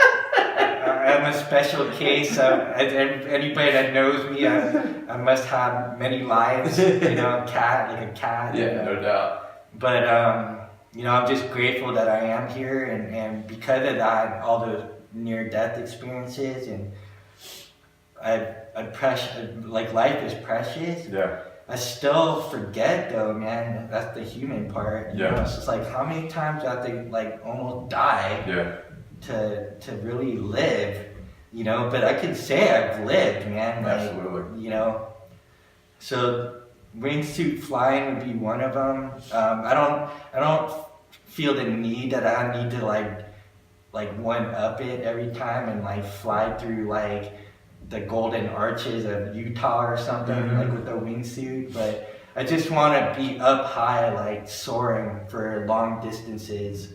And so that's like the extreme one. The more grounded one would be just to help so many people wake up. Or not help them wake up, because I think they just wake up on their own accord because of life circumstances. Sure. You know, it just whacks you upside the head and says like, fucking wake up, you know? Yeah. So I just want to be there when they do wake up. Yeah. And I want to provide the resources so that they can leverage my wisdom, my life on earth, and things I've learned, what works, what doesn't, and just share that with them and give them the opportunity to assimilate it and create in their own unique style. You know, I don't want to tell them what to do. I'm not a fucking guru. And I really mean that, not just the title of a movie, you know? Yeah. That sounds cool. But yeah, I just want to get people to understand that there's something more than what they're living at right now. There's so much more that can squeeze out of life. Tony, they say you can change from inspiration or desperation. Do you really think people can really make a true change unless they're at a desperate mode? Can they really change from inspiration? Do you think, in your experience? Can they change from inspiration? Yeah. Oh, without being desperate to make a change. It's definitely rare. Yeah. I think so, man. I think most people change out of desperation. Like, pretty much hitting rock bottom or coming close to rock bottom in their own way. And inspiration, man, I was an inspiration, motivational junkie. Mm-hmm. So I listened to tapes, it would pump me up, and then I'd go back to my old habits. Like I used to be a night owl. I don't know if that was just from birth or genetics. I mean, I remember that as early on as I can remember being a child, but and then certainly getting hit in the head. It's like why I love your story, because your story helped me heal my brain, because I had a lot of symptoms that once I heard what was going on with you and all the other folks out there that had traumatic brain injury or at least injuries to the body, the nervous system. So once I saw, like, I got my brain fixed, then I realized, like, all those things are great tools, but I think, and you talked about on Joe's show, right? Like, the spiritual, motivational stuff, the self-help, that's not the answer. Like, and that's where we're bringing awareness now is like, let's look at what's going on in your body. You know, what you're deficient and insufficient in, as you say. And once I got those things brought to an optimal level, I mean, it was night and day, man. Like, it was, I did all the spiritual things. I meditated, I almost died from meditation. Like, how the fuck did that happen? That's some serious meditation, man. That's meditation on the wild side. Yeah, man. I mean, at a point I was hooking electrodes to my brain too, and you know, I would get into these flow states temporarily, but that is just as addictive, man. And that's also a double-edged sword, man. It's a razor's edge. I mean, just because you're in flow does not mean that you're gonna be limitless. You know, you can die. I mean, all these extreme athletes have died because that was their way of chasing their demons out of them, because I'd suffered from my morning demons, and that was the hardest part, was just getting out of bed for years, man. And once I got the nutrients put back in my body, and it was like, holy shit, there was nothing wrong with me, man. Like, it was just my brain was not working at its 100% capacity. So that changed everything. So inspiration is awesome, you know. Like, I like how Joe says, he said, it's like bathing. You have to, like, bathe every often with inspiration. But that's just not enough. Not taking a shower every day is not going to just change your life. You know, like, you need to do all the other things. And so with my experience of nearly dying, I had these desperation moments of, like, existential crisis. Like, what the fuck is this reality, you know? And why is it that the person I'm in a relationship is not seeing the reality that I'm seeing, and we're having a disagreement, but we're really saying the same thing, that they see reality a certain way, and that they are also frustrated with life, and that's one way that us humans connect. And this is going to bring me back to your story, how you got into the military, but I think 9/11 catastrophes for a nation, like being attacked, just changes the status quo, changes, like, life being comfortable. We're getting hella comfortable right now in this country, in this world. And like, why do we need a catastrophe to wake up and treat each other right, and, you know, do better with our lives, right? We get all sort of addicted to a drug. Our bodies produce its own pharmacy, and so it doesn't necessarily be like hard drugs. It can just be your social media account, you know, that you're addicted to, and that's keeping you from truly living your life. And it doesn't have to be alcohol, cigarettes, you know, marijuana, whatever it is. Like, we all got a vice that, like you said, we're not wanting to look at. We know what we need to change. But usually we need some sort of catastrophe like 9/11, which in New York City, man, I remember at post 9/11 how cool people were, and then going there like a few years later, and you start to see that it's starting to lose that feeling. Mm-hmm. So you know, it's like I hope that we don't need some sort of war on our soil to wake up. You know, but it could just be like a war in its own version in your own life. So to answer your question, man, it's inspiration rarely works, you know? Yeah, it's fascinating response, dude. And we love it, man. I love YouTube motivational videos.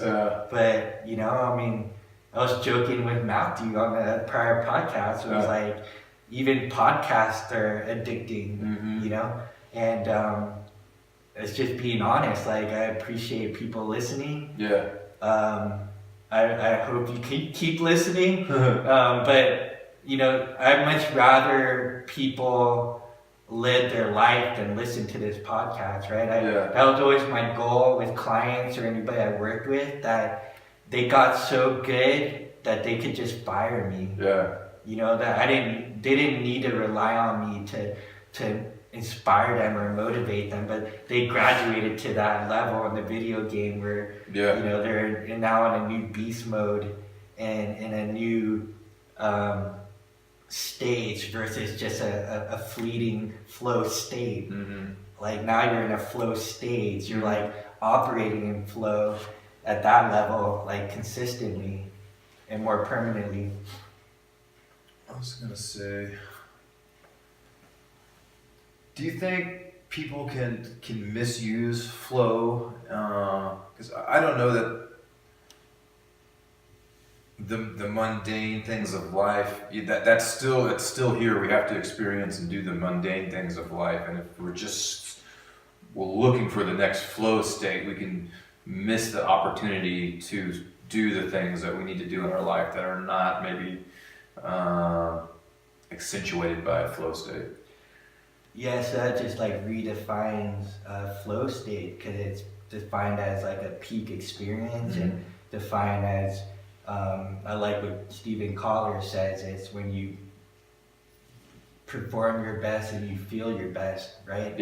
And I think that that's not entirely true. Like, I love Stephen and his work, but the mundane that's the true test. If you can enter flow when you're washing dishes, paying the bills, hanging out with your kids and animals, and just the normal day-to-day things of life, like eating a meal, breathing, those are, to me, that's the test, because like we've all had peak states and it's very, very addicting, right? Because you think that like essentially you want to live in that state all the time. I think it is possible. I think that it's happening more consistently, but I don't think it's like a permanent, like limitless peak state where you're just, you know, I mean, I've yet to see somebody pull that off. It's more like, to me, it's like, as you say, symphony. There's just these ebbs and flows, and there's different instruments and different sounds.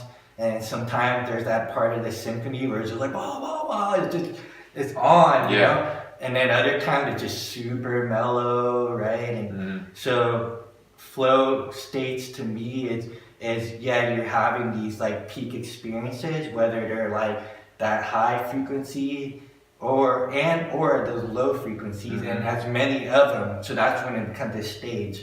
Because now you're having it so consistent in your life, because you're doing those mundane things, you're doing the work. And oddly enough, man, I really, looking back in my life, all the times that I worked my ass off, that was what was hard to transition from being an athlete and going into the civilian world of getting a job, right? It was because I loved what I did. I worked my ass off, and then magic would happen, man. Miracles. Like, I would do these things.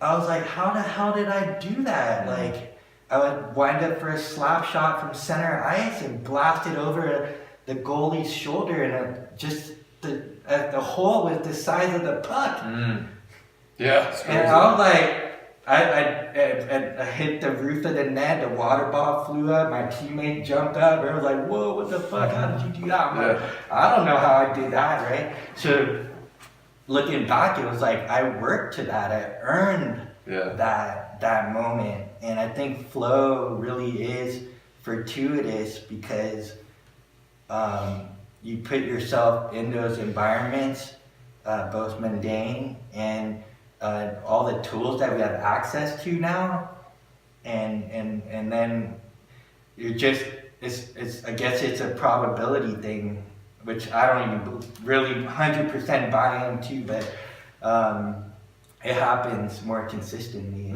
It's really neat. It's just you're in a consistent flow.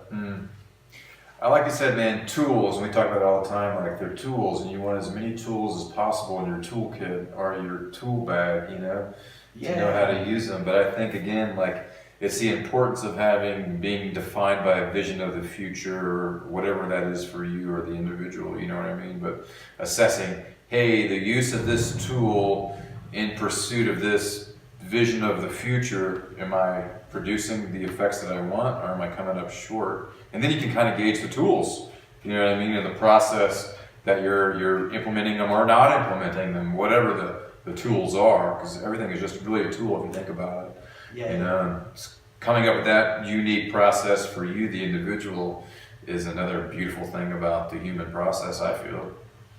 Yeah, what's amazing is for people that say that they don't have the right tools or the right gear or the right, man, like I heard your story, you had like these like shoes, like everybody had their fancy shoes and you had just regular, I don't know, with the Airwalks or something, and you were just outperforming everybody. It had like nothing to do with the shoe. Right. We're talking about like back in like grade school, right? Everybody like wanted the cool Nike Sharks and like thought like that would enhance performance. It was just really a status thing before you even knew it was status, and we didn't have that. We just had whatever we could afford. But the point was like I was gonna kick everybody's ass regardless of what fucking shoes I was wearing. You know what I mean? Yeah, like, which just go out there and do it, man. Yeah, it's my point is that you're the fucking tool. Yeah, I'm a big tool.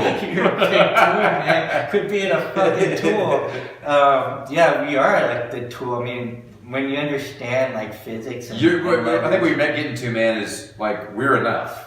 We're enough, man. You know what I mean? Like when you get into it, then you're like, okay, well, now how can I apply that? It's not about not having the tools, but if you don't know where you're going, how are you going to assess if what you're doing is working? You know what I mean? So to me, like that's like fucking number one. Where are you going? Do you know where you're going?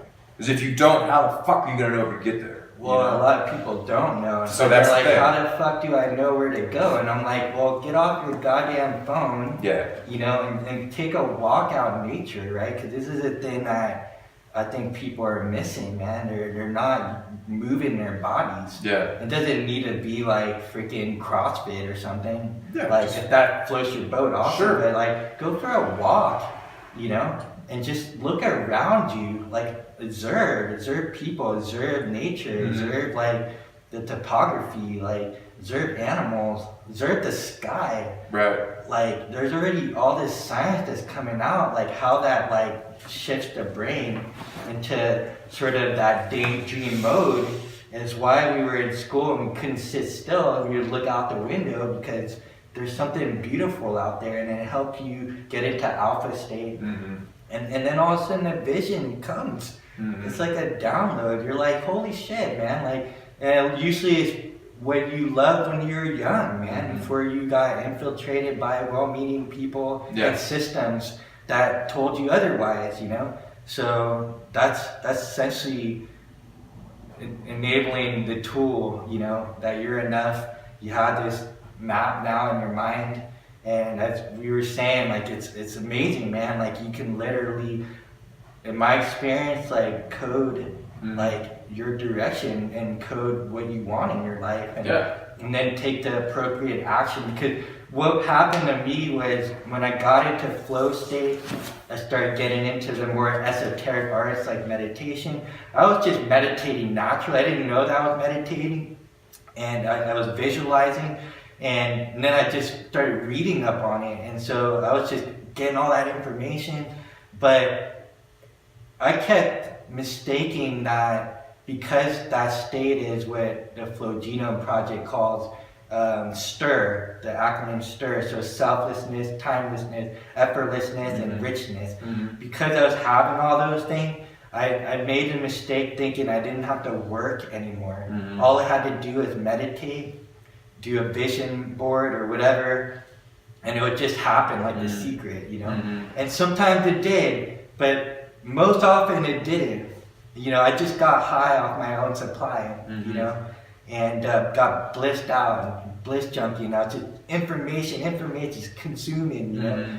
And then, you know, recently I realized, like, through the Flow Genome Project and there, of course, like everything was awesome, but the thing that stuck up in my head was, does it grow corn? Sure. The old Hopi Native American saying is, that's great, but does it grow corn? Because everybody's talking. They sound like an expert. They're spilling out all this information like they actually lived it, but they probably just read it in a book. They read a bunch of books. They're blogging about it, but they never actually executed. They've never been in war like you have, where you say, I'm speaking from experience, you know? And it's like they're just parroting. Yeah. And I realized, I was like, holy shit, that's what's funny, because I believe in coaching, but a lot of life coaches are telling people what to do, but they haven't even fucking done it themselves, you know? So that's not growing corn. No, man. No. I'm the same way. Like, I'm a pragmatist. You know what I mean? So, like, it's kind of like, can I apply it to my life and derive a result or a benefit from it? If not, then it's fucking get out of here. And if you're like selling this, whatever it is, or just relaying that information, and I'm not seeing it evident in your own life, you've lost all credibility with me. You know what I mean? Like who are you? Fucking, what qualifies you to life coach somebody, man? Like, you know, do you have a gold medal? No. Well, maybe you can find some people out there that'll listen to you. Yeah, I mean, and it doesn't have to be like a gold medal. Like, they're actually done what they're telling you to do, you know? Like, yeah, it's wild, it's rampant. I mean, internet marketing is ridiculous, man. Like, just teaching people how to make money. You know, a lot of the people making money are the ones teaching people how to make money. You know, it's like a fucking racket. A seminar about how to have a seminar. Yeah. and on, teach people how to have seminars, right? So, yeah, it's wild, man. It's a wacky world, and but let's get back to the military, man. Let's do it. 9/11, man. 9/11. Yeah, that happened, and I was in college, and so you know, it was a memorable experience for me, just like everybody else. But I was pursuing my life's passion at the time.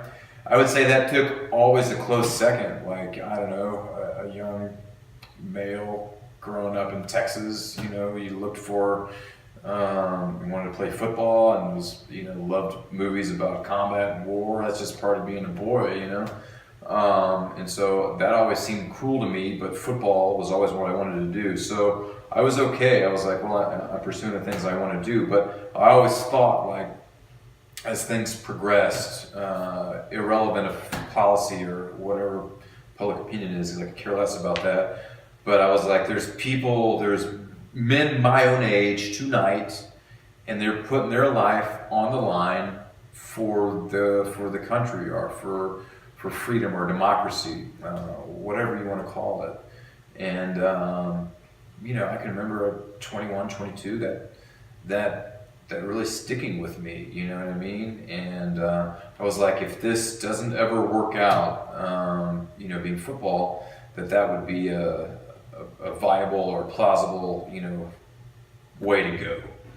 And so once I graduated college and, you know, the football playing days were over, like, I didn't even have to think about it, you know what I mean? Like, I knew what was going to happen next, and it was that. And I realized, like, everything in my entire life up until that point had prepared me to move to that next stage, that next arena. I'm sure you've realized similar experiences. Yeah, it's like sort of a destiny in some ways. Yeah, fate. like you die into the finite, your finite self, and you realize that these things were kind of what could be narrowing you down to a few possibilities. And for me, it was really easy. And go back to inspiration. Again, like having a vision of the future and being inspired by that, and then being able to gauge the process. For me, like I always had that until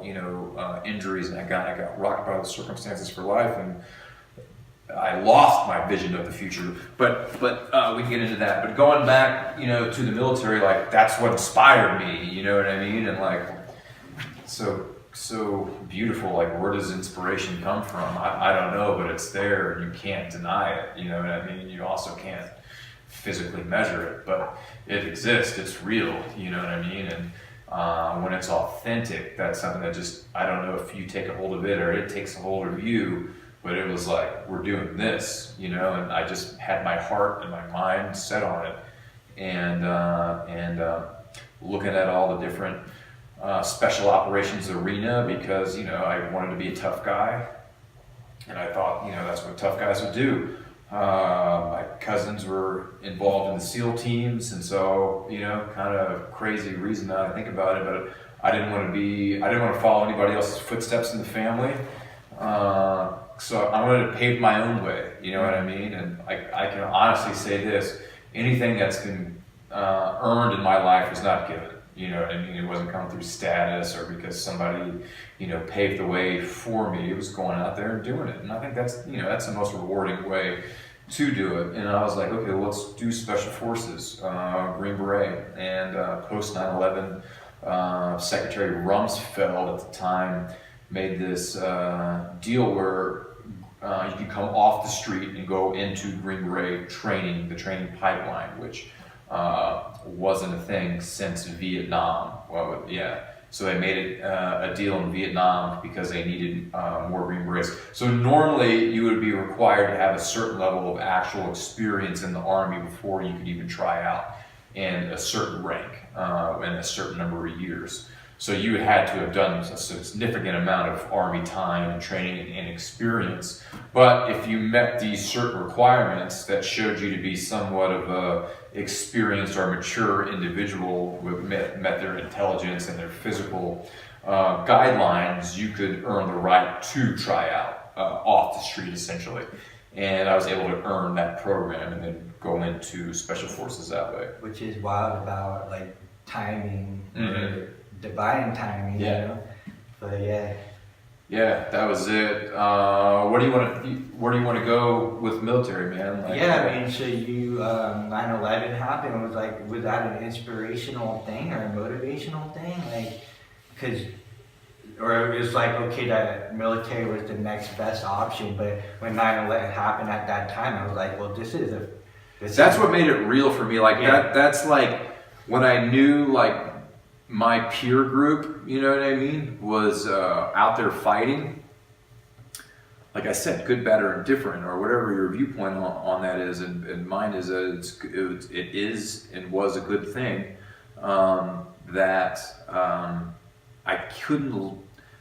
I've been able to live my life with zero regrets, zero. And I knew that I wouldn't be able to say that if I didn't go out there and serve, in that capacity. They have their physical guidelines, and some people, for reasons like you with your hearing, you can't do it. Like, there's nothing you can do about that. You know what I mean? Like, life moves on. You move on. Yeah, I tried it. Exactly. You did you raised your hand. Let's go. We're not going to take you. For this reason. Like that. No regrets. You can have you answered the call. They said no. Like, what can you do? You can't do anything else. So for me, it was like, hey man, I feel led to go because of this reason. 9/11, I mean, I didn't wake up every day and think, 9/11, the situation affected me like everybody else to a certain extent. And at that point, it was like, hey man, I can't let other people lead this fight. You know what I mean? I need to be involved in it. I think I have unique gifts and talents that could be used for these reasons, and so that's what led me there, man. And is a higher sense of purpose, and commitment, and which was right in line with how I've lived my life through everything up until that point. So again, that's why it was just for me, it was a real easy transition. And also fast forward, a decade, it was why it was so difficult when I was rocked with traumatic brain injury. My identity, I had realized after much later contemplation, had been wrapped up, we all wear our masks, mine had been as an athlete and as a Green Beret, and I never stopped to think anything else of it. I was so happy, in pursuing a husband and a father, pursuing my life's passions and my life's inspiration, that when those masks come off, you have to really, take a good look inside to try to figure out what am I about, you know what I mean? Especially when it ends as you see it to be premature, I don't want to get too far ahead of us. Well, yeah, it just brings up like transition now, right? So a lot of people in life, they can't do what they were identified with anymore. Yeah. And now it's like, now what? Yeah. Now what I do, and they get a little sad or depressed, because they miss it. They can't be an athlete anymore. They can't serve in the military anymore. What's next? Great, man. Can I speak a little bit more on that? So again, this is why it's so important for the individual to be defined by a vision of the future. And so when I got rocked, it got to be like, oh my God, I can't be a Special Forces Green Beret anymore. I'm supposed to be an operator. I'm supposed to lead men into battle and face and kill evil. And I'm supposed to die in combat and die the warrior's death, or what I thought, was the warrior's death. And, now I'm just sit here and what am I supposed to do? This is what I was supposed to do. This was my identity. And you can frame that on any situation, on anybody's life. We all go through that. And you start to realize these things are situational, circumstantial, and ever changing, you know what I mean? And that's when I realized well, is there anything that is timeless or changeless? And for me, it was the understanding of principles. Through the human evolution of time, you look at these different principles, and that's how we evolved to pursue these higher principles. And to me, that was timeless and that was changeless. And I started to look at what were the key principles that drove, being an athlete, being a Green Beret, what was it about that where I derived purpose and fulfillment? And so I took a good look at that, you know what I mean? I was able, it wasn't hard, you were able to isolate it very, very easily. These factors here are the driving force behind that. And those specific deals, being an athlete, bringing Green Beret as a vehicle that drove me towards these things. It was a temporary vehicle, and life is ever changing. Our seasons are ever changing. And that was I feel so fortunate to be afforded that opportunity to come to these conclusions, at least in my own life, because I was oblivious to it at the time, and I was living a life of purpose, but rocked by circumstance. So I'm sick, at this time there was no Warrior Angels Foundation. I didn't know about Mark Gordon or anything else. It was just hey, you have a brain injury. That is the most hardening blow you can get. When you think all I want to do is be an operator and I can't be an operator anymore. But not only that, you have a damaged brain. What does that mean? At the age of 32, And I didn't even know the difference between, I think at that point, the left hemisphere and the right hemisphere. I didn't know anything about the brain. You know what I mean? Never thought about it. It wasn't a big deal. Wasn't important to me. Never, and nothing in that, and that up until that point had been a hindrance to my brain, at least that I was aware of. So there was no reason to think about it. You know what I mean? Then you're sick, man. Your health starts to go, and I'm talking about a rapid decline. Your psychological health and emotional, the ability to be in control of emotions or not react to them, starts to go. And so the structure of my reality was fracturing around me. And I couldn't, it was so difficult to understand. Which is an irony because you blew up stuff. Yeah, totally. So now your reality is blowing up. Yeah, reality's blowing up, and it's just trying to come to and so because I had a great sense, I derived a great sense of purpose from the things that I did in my life. Taking that away, taking my health away, taking my psychological, emotional well-being away. Then my boys got sick, life and death situations, sick. It was a very difficult, dark period. They call it the dark night of the soul, and I think they call it the dark night of the soul because you come to this conclusion that, hey, nobody else can live your life for you. Nobody else can solve the problems of your life for you because it's your life. Can't give it away to a doctor, can't give it away to a lawyer, a financial institution, bank, whatever. So, I got a perfect storm occurring. Yeah, it was a perfect storm, you know what I mean? And, I look back at it now and I realize these things, I feel, so I don't care what anybody else thinks. I feel like these things happen for a reason because I am in a unique position based off my life experience to go through this, to answer it, to really understand the problem so that we could provide a solution and information for others who are traveling similar terrain to also be able to come up with their own solutions through maybe some similar experiences or tools, that we were able to use, you know what I mean? I've thought a lot about it, when so many other people through the exact same scenario, people that I knew well, took their own life. Why is it one, I was able to fight against that, to find a solution, but then to start an organization and to really drive social change through the work that we're doing now to bring it to other people, you know what I mean? So to me, it's not again, I've said it before, what I thought was the worst thing in my life has really turned out to be the best thing in my life because I had to change the way I do everything. I had to change the way I think about and process everything. I had to change the way I interact with people. I had to change myself. I had to look for answers where we thought there were no answers. And what you realize is you're enough. You have, not only do you know the right questions to ask, you have the answers inside of you already. You just have to get to that point where you shed the masks, the identities, the autobiographies, and you start to see a new reality. I don't know if it's the reality, but you see a different reality than the one you saw through the guise of those masks. You know what I mean? And you start to have a greater appreciation for life and for people in their own experience, journey, and struggle, and can be able to meet them with more compassion while being able to continue to be defined by your own vision of the future and have a process to move yourself closer to it. When we got off social media earlier this summer, it was a good example. We were like,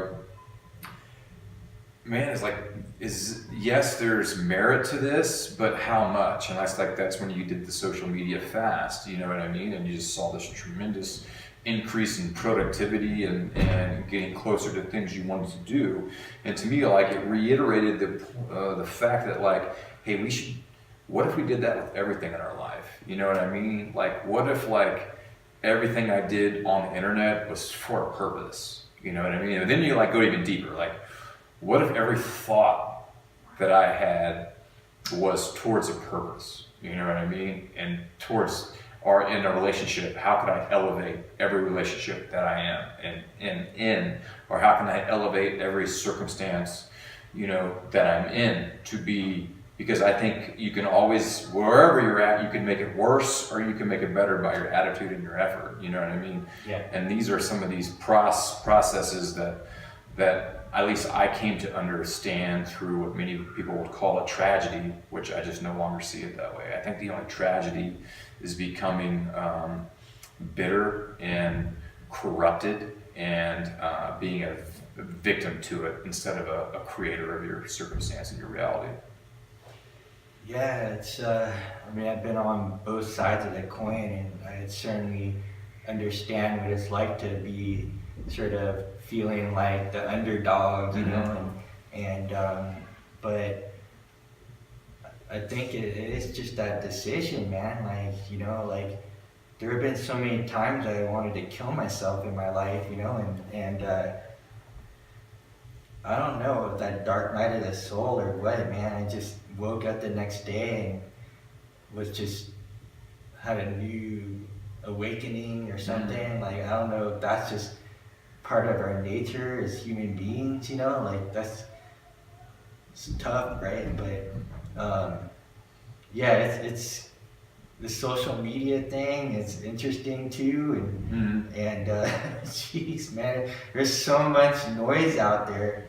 It's understandable, like, why people are confused. You know? Totally. And what we're doing now, I feel like it's reframing war, because we're no longer like going from smashing other bodies or getting smashed by other bodies in sports, you know, to you know, you went into like actual combat, but now it's like we're in a war of like getting out there to serve other people, to rescue them in some ways from like the war of their own minds, you know. And call it WMDs, weapons of mass distraction. Yeah. You know what I mean? And like, that's what I see it like. There's all these things out there that are distracting us for our true calling, whatever that is for the individual, you know what I mean? But what is that true calling, you know? Yeah, and then going from weapons of mass distraction, and we're bringing weapons of mass connection. Yeah. You know, like, we're literally like plucking people out of the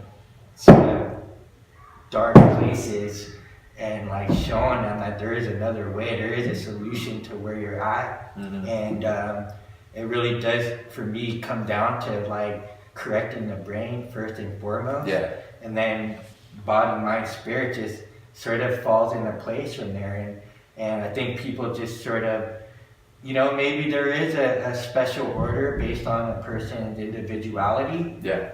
But I for sure know for a fact now, man, like getting a blood test and actually seeing my numbers, like there is no like question from there. Like, that is your numbers. That's what's going on. Now let's bring your numbers to here. Totally, man. Like, I think we are spiritual beings or psychological, you know, however you want to frame that, but we're also physical, you know what I mean? And like, so like, here's what we know, and like, not just based off our own experience, like objectively, if the brain is incoherent, you're incoherent. If the brain is unorganized, you're unorganized. And really that goes anywhere in that symphony of the body and the system's biology. But if that's not where it needs to be, you can't be where you need to be. And that's one of those things, like, you can find that through inspiration or desperation. I think me and you found it more through a desperation means, which is kind of ironic because we lived, for the most part, a healthy lifestyle and athletically, you know what I mean? You do the best with the information you have. Like, we didn't know anything about what we know about like eating or the environmental factors or things like that. But because you work to correct those insufficiencies or deficiencies, then things get more in alignment, the body works correctly, the brain becomes coherent. Well, guess what? You become coherent. And if consciousness is interfaced through the central nervous system and the brain is a receiver, who knows? But if that is the case, then it would make the most practical sense to have the brain optimized so you could be receiving a clear transmission and also transmitting a clear transmission, you know? Yeah, which is frustrating for, I think, a lot of people that are on a path that are reading the self-help books or spiritual books or going to these seminars. Like, in the moment that they're doing it, they are in coherence, right? And so they get that like charge, inspiration, and clarity. They can see the vision, but then they go back to their old environment, you know, and it just fizzles away, and they're just like, oh my God, I need that drug again. Like they don't realize it is a drug, but endogenous, and so it's frustrating because you're just doing that racket now for a while, and maybe that's just a process that everybody has to go through and then come to their own understanding. Like, you know, like for me, why did it take to me be nearly 40 years old that I stumble across you, you know, on Joe Rogan's show, right? Like I was like, I think 37, 38 at the time, and like, you know, and it was about another year until I actually got on the program. But once I was on the program, Dr. Gordon's protocol, I mean, within 2 days, my anxiety went away, my morning depression went away, my demons, and it was just like, it was that easy. It was crazy, man. Like, gosh, what if I had access to this when I was 20? So now I don't look back and regret it. I try to understand that everybody's at their own rates. Right. We're going to do our best to broadcast this message out. Whoever is ready to receive it or come across it coincidentally, fortuitously, whatever, like even then they may not even take that information, as you know, right? A lot of people to suicide still, and but we're doing our best and we're getting it out there, and more people are getting it out there, and you know, I think it's I'm actually an optimist for the future. Like I really see like some amazing times ahead, you know, even though it looks kind of crazy right now, the world and our nation and our president sometimes, you know, but it's interesting to know that that's what we can do, you know, that's what we can do. I'm grateful that now my brain is working right, everything's in coherence more often. So that's just another, like, to answer that flow question, right? Like I'm more likely to enter flow, you know, because my brain is working the way it's supposed to. Absolutely. The brain fog's gone, and, you know, all these symptoms just disappeared within a few months. And I'm so grateful for Dr. Gordon for coming across that, and you have come across, you guys came across each other, and now we're putting out that information. We're doing it now. And we have been doing it for a while, me and you. Yeah, man. And I think we're coming to the end. Oh, good. Soon. I just want to make sure, because dude, I'm glad we blasted the memory cards here, man. Yeah, like, the card, the camera card. And it's been like I haven't even processed. 2 hours. I haven't even processed time. Yeah, I don't know. I mean, this will last like another 28 hours. Oh, wow. So the battery's great. That memory card's awesome, but the phone's a different story to the camera. But we'll definitely continue. Dude, this is what a dope conversation. Yeah, man. For the viewers and the listeners, where can they get a hold of you or find out about your work? And also, you got a book and a movie coming out. Thanks, Tony, for segueing into all that. You know what, man? Like, we're working hard to bring this information through our work, the Warrior Angels Foundation. I'm not really like a personality or a public person, you know, whatsoever.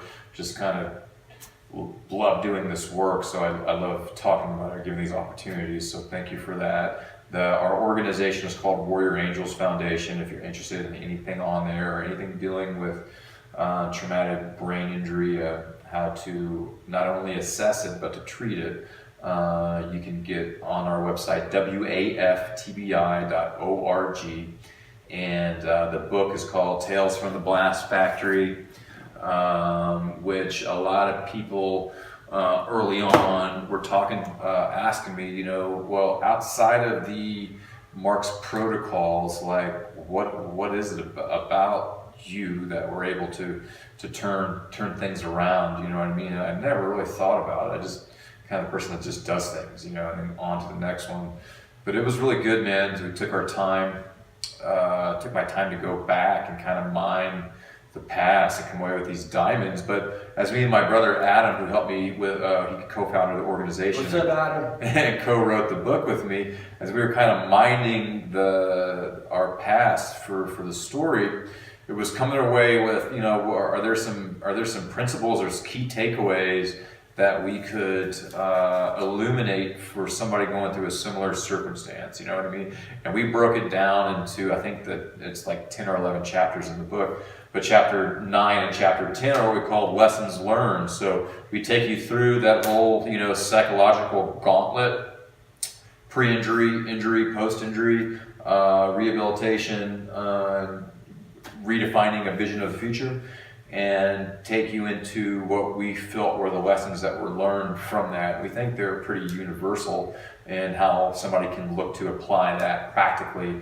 in their own life. Because like you say so elegantly, does it grow corn, man? Oh, I just love that. And that's what the book is about for us, like how we were able to go through that process. So that's what Tales from the Blast Factory is about, that process. Our editor sent it to a friend of hers when we were going through the editing process, who was an Emmy Award winning filmmaker and documentary, and she loved it, and now we're making it into a film called Quiet Explosions. I'm really excited about that, Tony. It's going to be 3 specific stories, mine plus 2 additional ones through the foundation. I'm talking about incredible comeback stories. And then all the top scientists in neuroscience, neuro-endocrinology, neuropathology. So really looking forward to getting those out. I was going to give some names, but I just want to wait till we have them inked. But we're working some phenomenal stuff right now. So it's going to be like, we have all the war movies out, right? That kind of like maybe approach the situation of the silent wounds of war. The movie Concussion with the NFL and the problem there. So the problem has been outlined. This will be for the first time ever. It's told in this manner through 3 different individuals and giving a clear understanding of the science behind how we've been able to identify and treat it. And now we can predict, measure, and replicate, as we've done hundreds of times through Dr. Gordon and the foundation.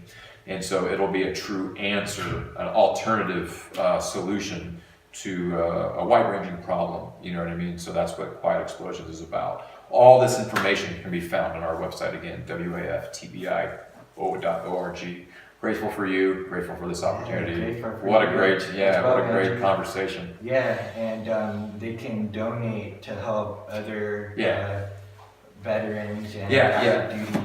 Yeah, absolutely. If you're interested there, please do your homework on us. I always, recommend fact-checking everything. We're transparent. We're a 501c3 nonprofit, so if you do consider or decide to make a contribution, it's tax deductible, and we're grateful that will be used to help somebody else. All right, man. Thanks for coming on. Yeah, and thank you, everybody, for listening and watching, and look forward to the next time. Absolutely. Love you, Andrew. Love you.